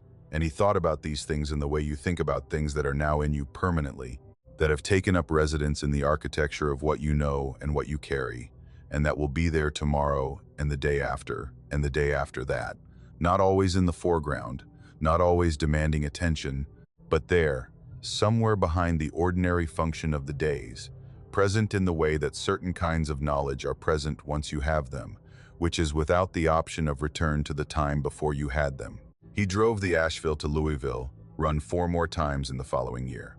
He took the Valley route, the longer one, through Knoxville, in all 4 instances, adding the extra time without explanation to the log, noting only weather and traffic as the routing factors. The Valley route did not go through the tunnel. He had other tunnels on other routes, and he drove through them without incident, and without the smell, and without the mirrors doing anything other than what mirrors did, and they were just tunnels, rock and overhead lights, and the circle of the far portal growing as you drove toward it, the ordinary infrastructure of a road through a mountain. He did not review dashcam footage again except in the 2 subsequent accidents that were standard protocol, a minor fender contact in a Nashville loading dock, and a rear-end incident in heavy I-40 traffic that required the insurance documentation. In both cases, he reviewed only the exterior forward channel and only the specific interval required, and he did not look at the interior channel of either recording and deleted both after the insurance process was complete. Ray, his dispatcher, asked once about the routing preferences, and Jerome said he had found the Valley route more reliable in the mountain weather, and Ray said that made sense, and that was the end of it. He called his sister on Sundays, and he took care of his dog, and he drove, and he came home, and his life was small and reliable, and his in the way it had been before the October run, and also not in that way, also different, also carrying what it was now carrying, the interior channel of what he knew running continuously in some portion of his attention, the frame 4 of a thing he had formatted and overwritten and could not unwatch, the tall shape in his passenger seat, with its face turned toward the window, and its hand resting on the glove box, in the amber strobing light of a tunnel, on a mountain route through the Cumberland Plateau, on a Wednesday in October, patient, turned away, riding in the cab of his truck through the rock of the mountain, toward the far circle of the portal and the open air beyond it, not going anywhere in particular, apparently, that Jerome could identify, just there, just present, just riding, in the particular way of a thing that has decided the cab of your truck is somewhere it is comfortable, somewhere it has been before, somewhere it intends to be again, and that sees no reason to make itself known until the knowing is unavoidable, and then only for a frame, only for the single interval of light that the overhead lamp provided as the truck moved through the tunnel, only as much as was necessary for the record, and then turned away again as the speed climbed and the portal approached, and the open sky came in through the windshield like something promised, and the mountain fell behind,